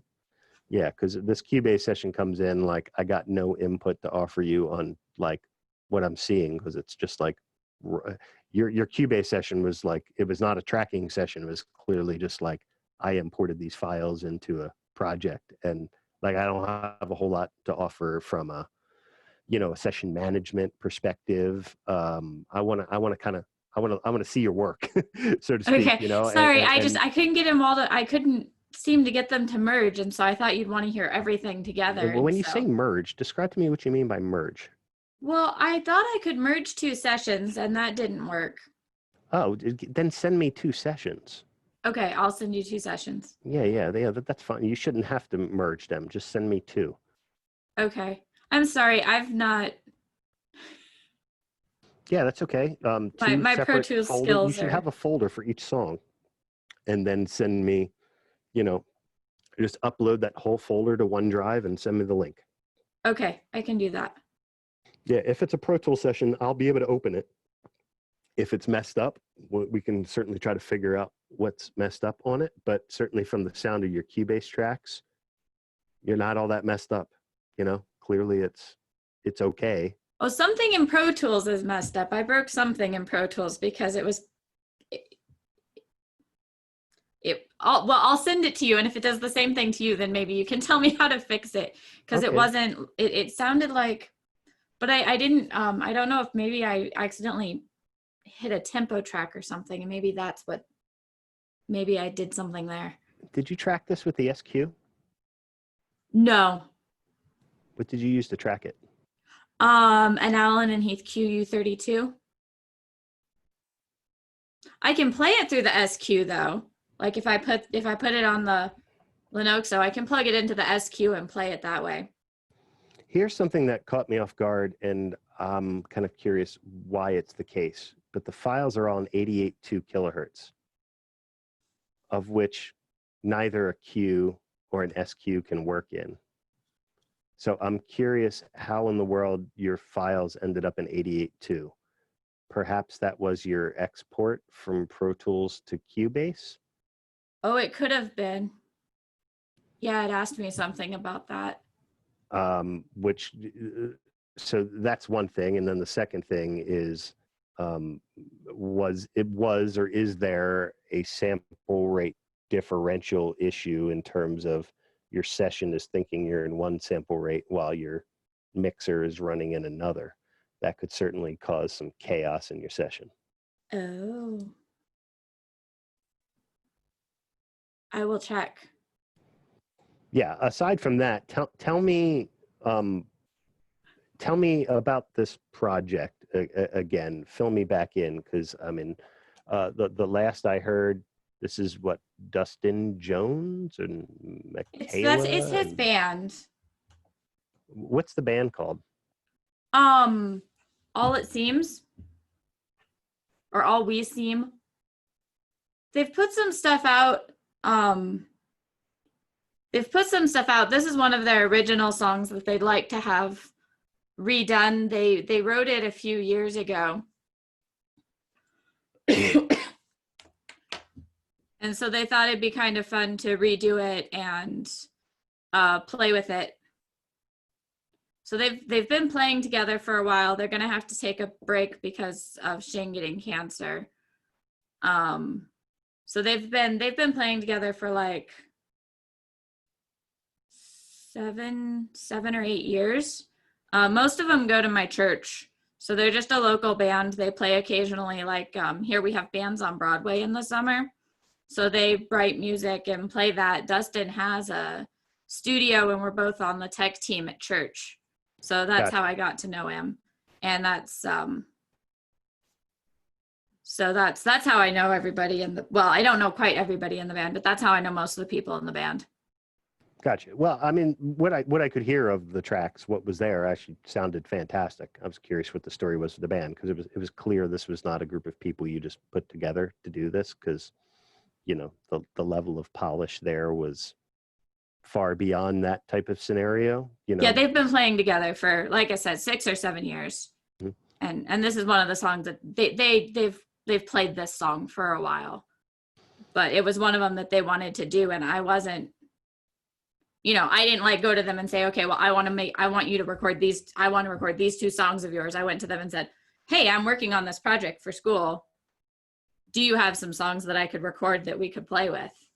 Gotcha. Yeah, I mean, certainly, you know, a part of this project is talking about the production and getting into the songs, and this project was clearly pretty dialed in. Like, obviously they've been playing this material for a while and playing it a certain way and are able to deliver it, you know, pretty polished sounding right away. You know, there doesn't sound like there's a whole lot of that kind of work for you to do, because they're just kind of already got it all together, which makes things nice and easy for you in a respect. Your producer cap doesn't really have to, you know, be pulled out all that much, because it sounds like they're pretty solid. Obviously, we have some tech stuff that might be of more assistance to you, all the more reason that me getting that Pro Tools session will allow me to kind of see what's going on. And if you could verify that, you know, the sample rate of the audio is matching the session, and then, you know, do that before you send it up to me. If there's any issues with that, cool. I'm not going to be able to do anything with it here this week. So, I mean, it's not like a rush, like, you know, you need to do this tomorrow. Okay. But like I said, because next week you got off, because I got to take the other groups in on campus. So before the following week, I'd certainly like to open your session at class for the following week. Yeah. Okay. Yeah, I can do Okay. the Pro You need to Tools get it to me. sessions, and I'll figure out where I did my sample rate wrong. Okay, cool. I imagine it's the export out of Pro Tools, because I feel like a board would have yelled at me if my sample rates were mismatched while I was recording. Yeah, it might have created some chaos for you, without a doubt, with a sample rate mismatch. And when you were telling me things were kind of all over, that's usually a good, you know, a good indicator that there's a sample rate mismatch somewhere. I bet that's when I tried to merge them, it asked me about the sample rate and I don't remember what I picked. Yeah, forget that merging stuff. That's just going to create unnecessary chaos for you. So Because that was have when I two separate started having sessions and problems just let playing it it live that back, and way. it was all sorts of Yeah. strange. Don't do that. You're making more work for yourself than you need to. So Okay, yeah, I'm I don't sorry. want. I was trying to. I'm sorry. Yeah, I don't want you to have to create a whole bunch of work with an export just for me to hear the stuff. Like literally take your work folder where it's at, upload it to OneDrive, and walk away. Preferably, it stems out to a master fader, because if I'm going to be able to play this audio back to the class, I can't have it broken out across the console. I need to be able to send it from the master bus in the software. So just at least do that solid for me. Yeah, I can add that. Yeah, because right now you have to plug it into a board. Yeah, so just have them all terminate to a master fader so I can feed a 2 bus to the class. Sure, So I can do that. Aside from that, that's cool. If you get me that, and just also do me a solid. Don't wait until like the day of, so I can get a couple days to get it downloaded, check it out, and if there is a problem with it, we'll have time to address it. Yeah, I can work on that. I mean, I can drag the folders over now and then leave for the night and have them upload. I don't need my computer for the night because it sometimes takes a little while for all that to upload on OneDrive. Yeah, So if I yeah, can of course. figure out what the Upload's a little where slower than I the messed up download. my So. sample rate, that can upload and I'll just go in and add a stereo bus and route everything to it. Okay, cool. Sounds And I can good. just do that in the IO, right? Yeah, I mean, your session probably has a master fader. If it doesn't, you can add one, but and then get all your audio routed to it. I find it's easier to create that pre-stereo bus I was talking about in class. Create that, route everything to that, and then route the output of that to your master fader. And then in the IO, designate just a pair of outputs as your stereo out. You can even just limit. I don't know. Are you? I guess you were maybe using multiple outputs at this phase of production, but just designate a pair as your stereo output monitor bus. You do that in the IO menu and just click one and hit OK. And then, that'll be your stereo bus. And if you screw it up, it's not the end of the world. I'll figure it out on my end and just get the audio routed correctly. So no big deal. Okay. Yeah, I mean, it's just a couple seconds of clicking for me to get it squared away. So Yeah. at the very least, I don't have to try to like undo, 30 tracks being sent to all these different outputs, All right. Yeah, because they're all going to channels right now. Yeah, exactly. Okay, cool. Thank you for hanging. I just wanted to go over that stuff with you so that I want to be able to offer you worthwhile help. So getting that Pro Tools session will allow me to do that. Yeah, I hadn't. I hadn't seen your email because just today was when I learned that I had the whole LVC email thing, and so that's why I had emailed you in Gmail this morning, making sure that you got my folder because. Oh, gotcha. I normally OneDrive gives me a notice. Oh, so and so was able to successfully open your folder, and I hadn't gotten that notification yet, and IT had to change my password so that I could get onto all that, like Canvas and everything. By the way, I still haven't gotten your email with the podcast stuff. I Do you want to read my email address to me so that I know you're actually emailing the right person? washkev@lvc.edu. I'm sorry, was there an I before the at? Yes. Okay, so it's 8 total letters WASH. before the at. WASHKEVI at lvc.edu. lvc.edu. Okay, I'll send you a new one instead of forwarding you the old one. Let's try that. Well, you know what? Copy me on the Gmail address too. If I got to move it over from that computer, no big deal. Open. CC.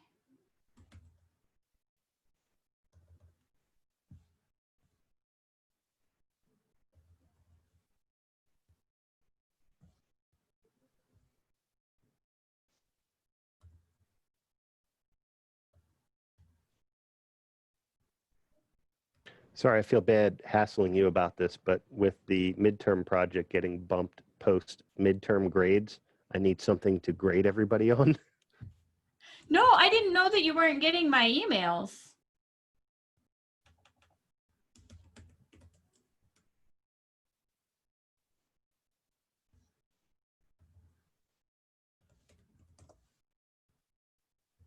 Oh, that there. Okay. Let's find your Gmail.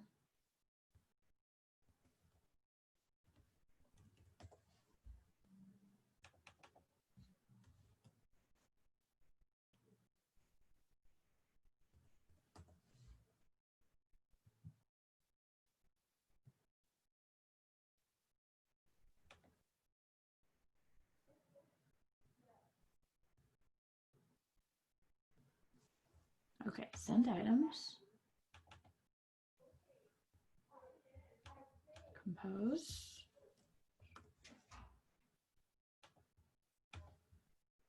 Attach. This.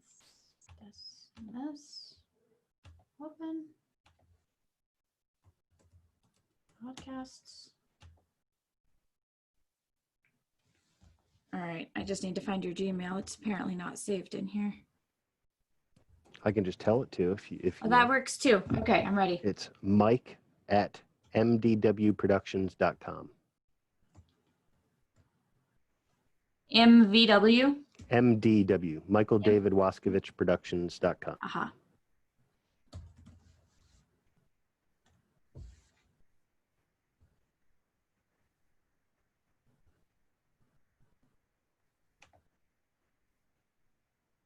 It says the message has sent. Right. Let's see.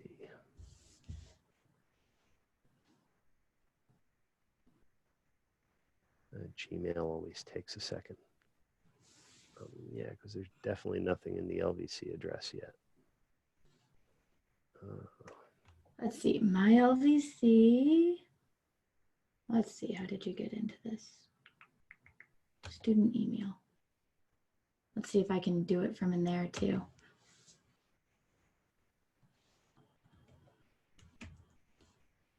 Hey, it finds you in the directory. That's convenient.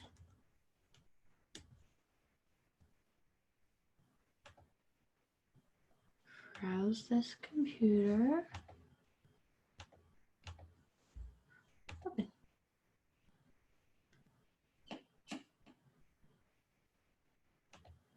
Okay, I just sent it to you out of the school email too. Okay, I'm still not seeing it in either place. There we go. Cool. I got you at LVC now. All right. So there's 3 here. There's the 4th is missing. Yeah, I'm missing one. Okay, cool. Just get that to me ASAP, please. Okay. Get your grades turned in here pretty soon. So that would be 1, 2, and 4, I believe, based upon that description. Yeah, I wrote down the one that I'm missing. It's the one with the 2 people on it, number 7. Yeah, with Al and Steve. Okay. All right, cool. I want to give out some A's. Get that over to me. Okay, I'll get it to you. Cool. Sounds good. All right, Amanda, thank you so much. And I will see you in a couple weeks. All right. Thank you so much for all of your help. I really appreciate your patience while I learn this Oh yeah, no DAW problem. stuff again. Have yourself a fantastic evening. You too. All right, see ya. Bye.